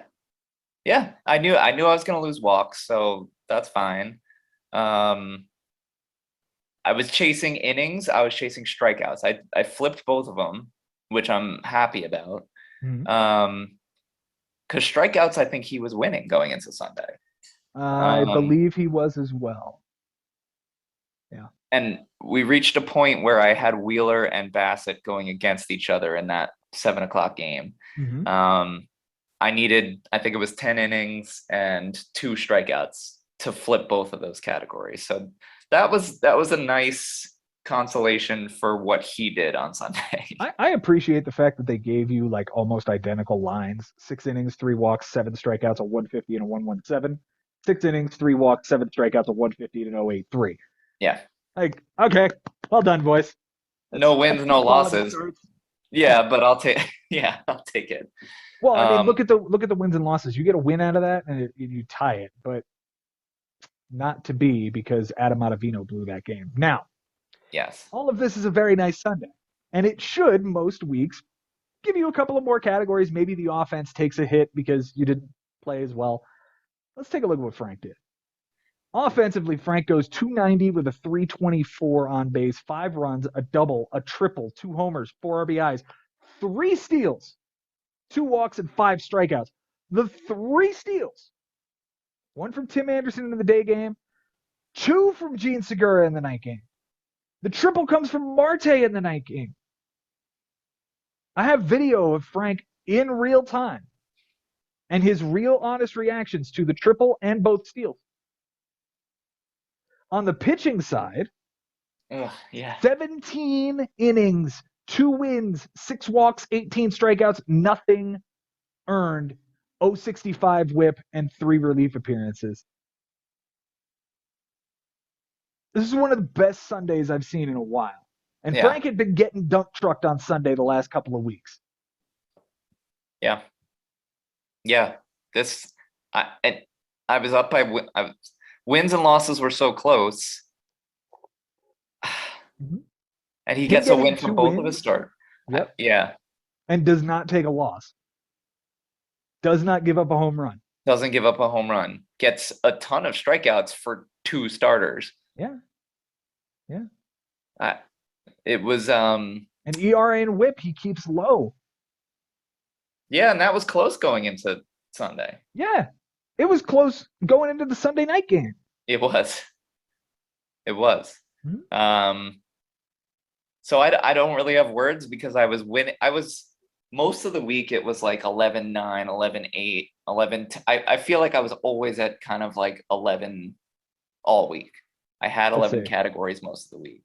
Started off 12-5, went 9-7 on Tuesday, 11-6, 11-8, 11-9, 11-9, and then 10-10 on Sunday. You nailed it. Yeah, but it was frustrating because I thought I had stolen bases in the back, or at least tied.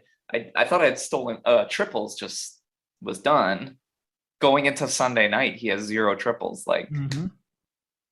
and what are the odds that Segura steals 2 bases? Like, come on. On the same trip around the bases is what happened. Yeah. Stole second, and then he stole third. And I think Marte tripled like the inning before that too, Mm-hmm. or right at it was. Yeah, it was either an inning or 2 beforehand. Yeah. It's these things happen, and Frank's reaction is priceless. I swear to you, I will send you the video.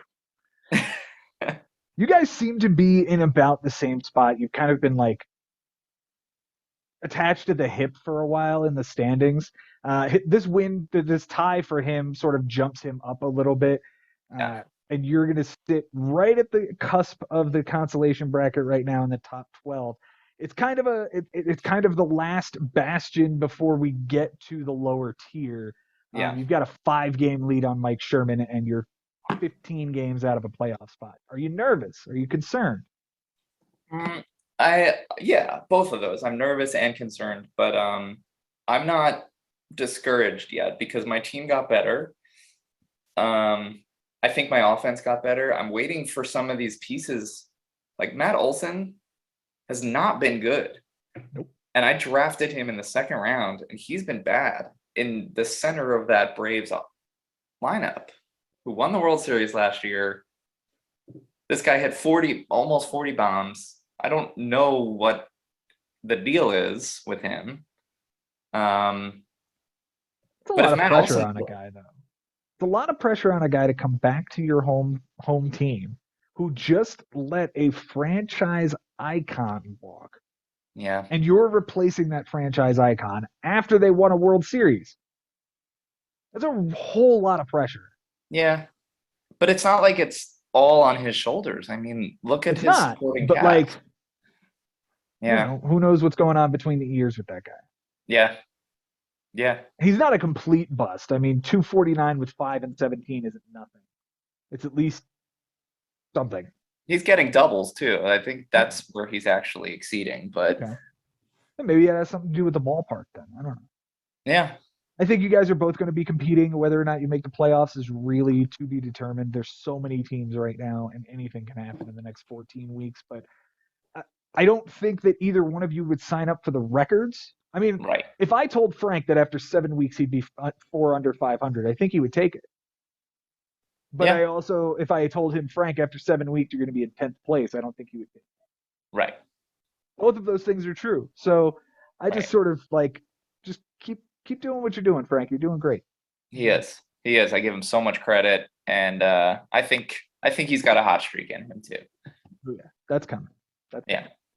Let's move to the final matchup this week, Mike. It is the matchup between Brian Lebo and Mike Sherman. Mike Sherman getting a win here, 12-7. I've told y'all he's going to beat some people.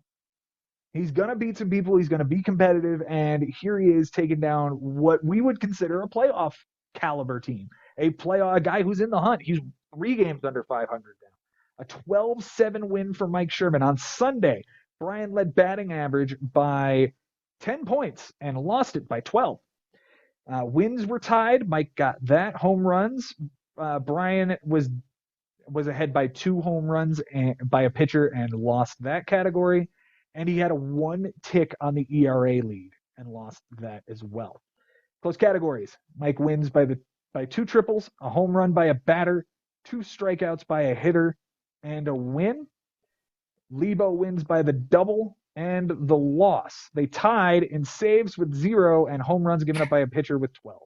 Wow. Sherman on his bench is 5 for 24. Oh, okay. That is a 208. Nailed it. 208, right on the money. 2 runs, 2 doubles, a steal, 3 strikeouts, and an error. Both of my other co-hosts are so much better than Ben at this game. What's my prize? You get to hear about Frank Schwindel being added to Mike Sherman's team for Adam Duvall, and Alejandro Kirk gets dropped for Christian Vasquez. Those are the only 2 moves But Frank Schwindel is now on Mike Sherman's team, which is interesting. Yep. And he's playing well lately. Yeah, he is. Right. 2 moves, both hitters. His MVP this week is Francisco Lindor, 348 with a 407. 10 runs, 2 doubles, 2 triples, 2 homers, 14 RBIs, a steal, 3 walks, and 7 strikeouts. I would say that he's back. Good Lord, that's a week. That is Holy a week. Crap. That is a week. He had 6 RBIs in that huge game out in San Francisco. Oh, yeah. Yeah. He's a beast. Yeah. The least valuable hitter is Yoan Moncada, did not get a hit and 2 strikeouts. The Cy Young, do I really have to tell you that Noah Syndergaard threw 8 innings of 1-run ball with a win, a homer, and 5 strikeouts? His ERA is down to 3.08. The over-under is 3.99.5. Uh-oh. I don't know. He's also got to get to, I think it was 100 innings. Okay. All right. Okay. His next start comes in Yankee Stadium. Please explode him. We're missing some pieces right now. Yeah. The Cy Young is Aaron Loop, an inning and a third, a homer, 2 walks, 3 strikeouts, 27 ERA, 6 win, and 3 relief appearances. For Brian on his bench, it is 10 for 24. Yikes. That's not good. That is a 420. 417. Oh, with 4 runs, 3 homers, 9 RBIs, a steal, and 4 walks. The runs don't matter. The home runs definitely play. The 9 RBIs don't matter. The steal doesn't matter, and the walks don't matter. But the home runs do. And let's take a look at Saturday, because this is really where it is. It's Jeff McNeil here on the bench. 1 for 3 with a 3-run bomb. And you're still playing Owen Miller over him. Yeah. I don't know about that. It's time, Brian. It's time. We were talking about how Stephen Kwan's not all that good. I mean, he's still getting hits, but, like, you should not be playing this dude over Jeff McNeil. Yeah, you traded for Jeff McNeil. Play him. Can't play him in the outfield, unfortunately, either. Yeah, you didn't start him tonight either, but I think that he was hurt, or he was day-to-day until they threw his name in there pretty late. Right. But that's the homer that matters. Yeah. There's another one on Monday. I think Jeff McNeil was, there's another homer for McNeil and Kepler. Kepler, yeah. Yeah. Just, he dropped Joe Kelly and picked up Drew Steckenrider, 2/3 of an inning, a homer, a strikeout, a 13.50 ERA, a 3 whip, and a relief appearance, and then was optioned to AAA. Everybody who's picking up the guys that I cast off of my bullpen, please stop. You're getting fucked over with them. Loizaga, now Rogers pissed somebody off this week. Here's Steckenrider. Like, cut it out. He dropped Ron Marinaccio for that guy. He drops Nick Whitgren for Phil Bickford, an inning, a strikeout, and a relief appearance, and he got optioned to AAA. He also picked up Brent Suter. He dropped Steckenrider for Sessa. He drops Trevor May for Tyler Rogers. Yep. Okay, so I see what you're doing, Brian. He drops Phil Bickford for Jake McGee. Drops Brent Suter for Jacob Stallings, which was wasted. He drops Jacob Stallings for Chris Martin, which was wasted. He dropped Chris Martin for Jose Herrera. What the fuck was that? I don't know who that is. Jose Herrera is the backup catcher for the Diamondbacks, which makes sense because he's got Varsho. Oh, okay. Okay. Yeah. He dropped Jose Herrera the next day for Chris Martin, who was placed on the bereavement list. Tyler Rogers gets dropped for Joey Gallo. Luis Sessa gets dropped for Andrew Kisner. All 12, 4 hitters, 8 relievers. And he didn't even get close to winning relief appearances with 8 relievers picked up. Most valuable hitter this week for him is Rafi Devers, 394 and a 429, 10 runs, 4 doubles, 2 homers, 2 RBIs, 2 walks, 6 strikeouts, and 3 errors is hideous. The least valuable hitter is Owen Miller, 143 and a 182, 2 RBIs, a walk, and 7 strikeouts. The Cy Young is Marcus Stroman, 12 innings, a win, 4 walks, 10 strikeouts, a 150 and an 092. Marcus Stroman's ERA is under 4 now. Okay. Getting there. Traded him away when his ERA was all fucking jacked up. Yeah. He hasn't given up more than 3 earned runs since. Okay. It's not an awful trade. Yeah. Cy Yuck goes to Zach Greinke, 7 2/3, 2 losses, 5 homers, 6 walks, 7 strikeouts, a 14.09 and a 2.22, and a trip to the injured list. Wow. Yeah, those are two awful starts in a week. In Arizona and in Minnesota. I don't think you would imagine that was going to happen. Man, is this guy added to the list? This is the first season we're really seeing this. Yeah. But you kind of knew that this would always happen. Yeah. I don't think he's on the list in the way that like Patrick Corbin and Dallas Keuchel are, but he's definitely like somebody we're scouting to put on the list. Like Bumgarner? Bumgarner's been good. Okay. He's been really good this year. Yeah. Okay. Okay. All right, let's talk about these two. Mr. Sherman playing spoiler yet again, and you know what? If Brian Lebo misses the playoffs by less than a couple of games, he can point to this matchup with Mike Sherman. You streamed 8 relievers and lost relief appearances by 8. Whatever the hell you did on Wednesday when you dropped and picked up 4 dudes in the same day, all for the same roster spot, this is on you. Yeah, that's true. Yeah. Now, don't get me wrong, Mike played well. His team came into play. Dude, 40-something RBIs in a week is pretty It's ridiculous. the most this season. 46 RBIs is the most this season other than week 1. Yeah. I mean, it was a great week. Lindor, Trey Turner had a great week. He had 10 RBIs. Yeah.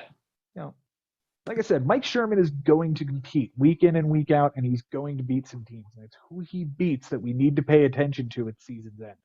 Right. This is the first one. Yeah. This is the first one of note. Yeah. His schedule, as it stands right now, there it is. Is this Sherman or Lebo? Sherman. His other win on the season has been over Ari. Probably doesn't matter in the long run. He's got Jimmy this week, then you, Mr. Haber, and then Chris Levy and James Mccloskey. It's a tough stretch. Yeah. And I could see him going 0-4 in them. I could also see him winning one and getting another one in there that, like, if he gets a win over you, that will make things interesting. Yeah. You know? Yeah. And for Lebo, does he have to shake this one off, or is this concerning? I'm playing him now. I think this is concerning.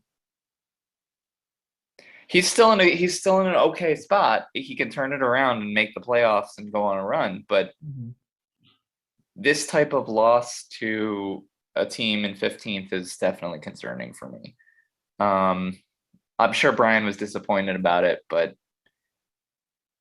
you just gotta look to tomorrow and learn from what he did. And you're chasing relief appearances with a bullpen of 4 guys, throughout the week. Like, you don't have any shot at that. No, you've got to strategize in another way now. Yeah. You just have to. Like, you've lost enough pieces in the bullpen. You have to strategize elsewhere. Yeah. Losing 12-7 to Sherman, tying Ari 9-9. Those are 2 matchups you need to win. Yes. And when you don't win both of them, that's a problem. Yeah. That's what concerns me. Not the fact that he took his second loss of the season. The only other loss he has this season is to me when I dump trucked him 15-6. Mm-hmm. Everything else is a win or a tie. Yeah. But one of the losses and one of the ties have to be a win. Because most everybody else who's going to be fighting for the playoffs will have wins over those guys. Yeah. That's so he picked up, I know we're not talking about this week, but he picked up this guy, Steven Wilson, today, who I had never heard of before today. But he's in the Padres bullpen and the guy gets blown up. But I guess it's just like, I'm not sure what you're chasing here or what your strategy is already to start this week. Like, do you want to fill out this bullpen? If you want to, then do it. Right. Like, you don't need Zach Greinke on this team anymore. I think it's pretty apparent this dude doesn't have it and he's hurt. Get him off the roster. Yeah. Fill that roster spot. But and he's got a great staff too. He does. Brady Singer's been hot. Marcus Stroman's been really good. Alex Wood is solid. Sean Manaea is great. Carlos Rodon has been he was really great in April. He had a very bad start against St. Louis that blew his ERA up. Martin Perez has what? Yeah. What? 160 with an 099. What? Yeah. Texas is the team that turned around Lance Lynn. It's also the team that like found Mike Minor. Yeah. And like they just sort of like take shit pitchers and make them decent deadline deals. I guess. Like they take a shit pitcher and make him mediocre enough that somebody will give him a prospect for him. This might be that next guy. Yeah. Nick Martinez is a great piece. Yeah. Even if he did give up 4 walks today. Yeah. Giolito also. And Giolito. Yeah, Giolito's great. Yeah. I hope it competes. I know Lebo has every intention of making the playoffs this year. That's all he says is that I'm making the playoffs this year. I'm doing that. Yeah. And with Devers, Bichette, Jordan, CJ Crone, like he's got the offense to do it too. No doubt. So, no doubt. It's one of the scariest offenses we have. Yeah.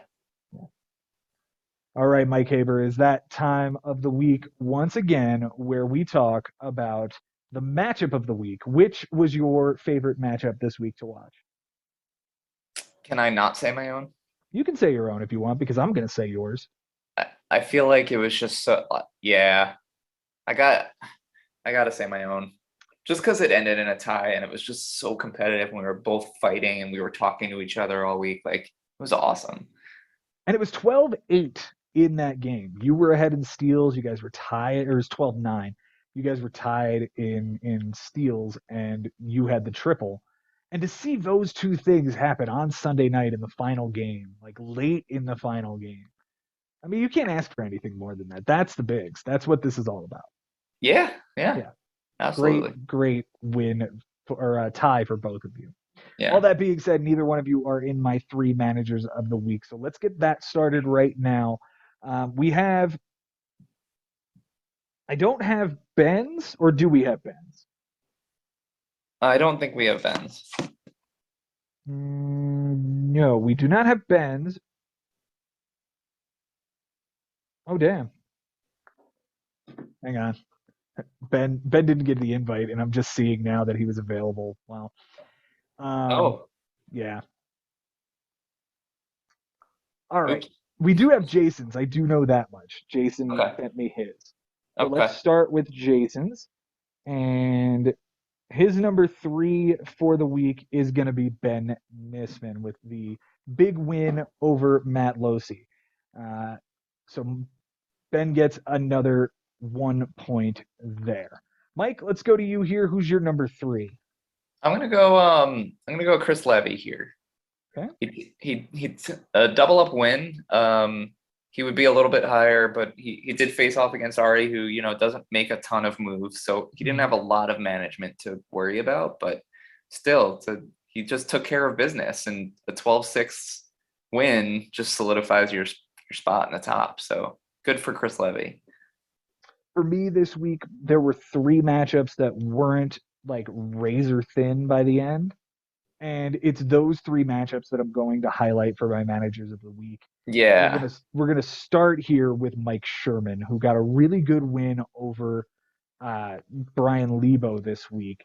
And again, those are wins that everybody else in the league needs to have, but we also really need to pay attention on who he's beating, because he's one of those dangerous teams that we just need to watch and make sure that we know who he's beating on the season. Yeah. The number 2 for Jason this week is going to be Jimmy Dunlap. He does give an honorable mention to Sherman as well for his win. But Jimmy Dunlap is the 2 for Jason, getting the big win this week over himself. Yeah. Who you got at 2, Mike? Oh, man. I have to give you honorable mention. I'm not going to make you one of my top 3 this week, but the way that you were able to turn that around and get a W, you deserve it, but just because it was so close, Yeah, that's fair. I'm going to give it to Ben Okay. for his 14-6 takedown of Matt. Okay. And again, like the management wasn't really, I guess, necessary, but like a 14-6 win, and we said it before, like this is something to be proud of. And Ben worked his ass for it.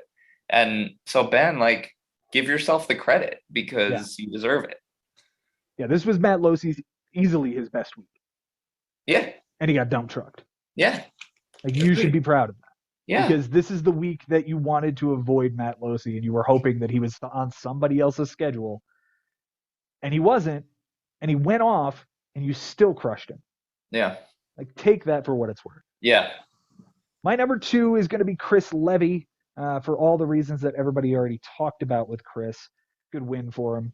Yeah. All right. The number 1 manager this week for Jason Ashby is this guy. Did flip my matchup where I was down for a while, so I'm appreciative of that. Thank you, Jason.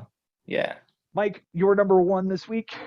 So I'm gonna go with Jimmy Dunlap here. I do also have to mention my brother for honorable mention as well, taking a 12-8 win on Bobby, and just kind of hanging on to that playoff seed position where he is, and I know he worked his ass off too. So honorable mention to my brother. But Jimmy Dunlap, the 16-4 win over what I think is, one of the best like managers that we have in our league, and that's Jason, who's just such a brilliant mind. Jimmy, on the other hand, is also a brilliant mind. So it's like 2 brilliant minds clashing, and for him to quadruple Jason up here is like, I can't not give it to him as the manager of the week. Yeah, I'm doing the same thing here. My honorable mention is going to be Ben. The only reason Ben doesn't make my top 3 is because it's the 16th team. Yeah. He did have an incredible week and gave Ben everything he possibly could. And Ben's just that good a manager. And he's supposed to beat the 16th ranked team. Give yourself the credit. You quadrupled this dude up. So my number 1 is also Jimmy Dunlap. When you beat Jason Ashby 16-4, I mean, you get plenty of kudos for that, and we respect the commitment you made and the beating that you put on him. So Jimmy Dunlap gets 3, 6, 8 points. Ben Nisman getting 3 points. Chris Levy getting 3 points. I'm getting 3 points. And Mike Sherman getting his first point on the season. So I will update the leaderboard here. Hey, no points for Christian this week because he lost. Wow. Awesome. All right, giving everyone a chance to catch up, Christian. Little bit. You're going to see some changes here. Levy. And Frank, hats off, my friend. That was a great matchup. That was a really great matchup. Okay. Most up-to-date leaderboard for manager of the year. Still sits with Christian in front, Josh in second, but now I'm catching up. Jason's coming up with me, and so is Ben. We all have double digits here, and we're fighting for second place. And Levy has got double-digit points as well. Nice. Let's take a look at the tracker as we see Joe's back on top. Jason has fallen. He was up in 4th 2 weeks ago. Yeah. Bang and bang, how quickly you can fall. Yeah. And Ben was here and has jumped around a little bit. There was somebody who was way down in the beginning that's climbed up. Here's Jimmy. Yeah, there he is. Jimmy. Boop, boop. Yep. All right. And the most and worst this week. We went over a few of those. I don't really need to go over those. Is there anything else that we needed to hit on this week? I don't think so. You covered you said it was the 1/3 mark, and I don't think so.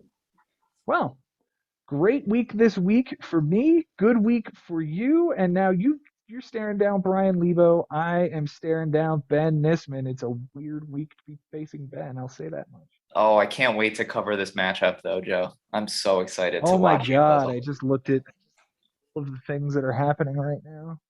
Yep. Oh no. Spencer Strider was not the guy to play this week. No, he was not very good. He did get 7 strikeouts in 4 1/3, though. Okay. I'll take that. Yeah. Thanks for being here, Mike. I really appreciate you making the time.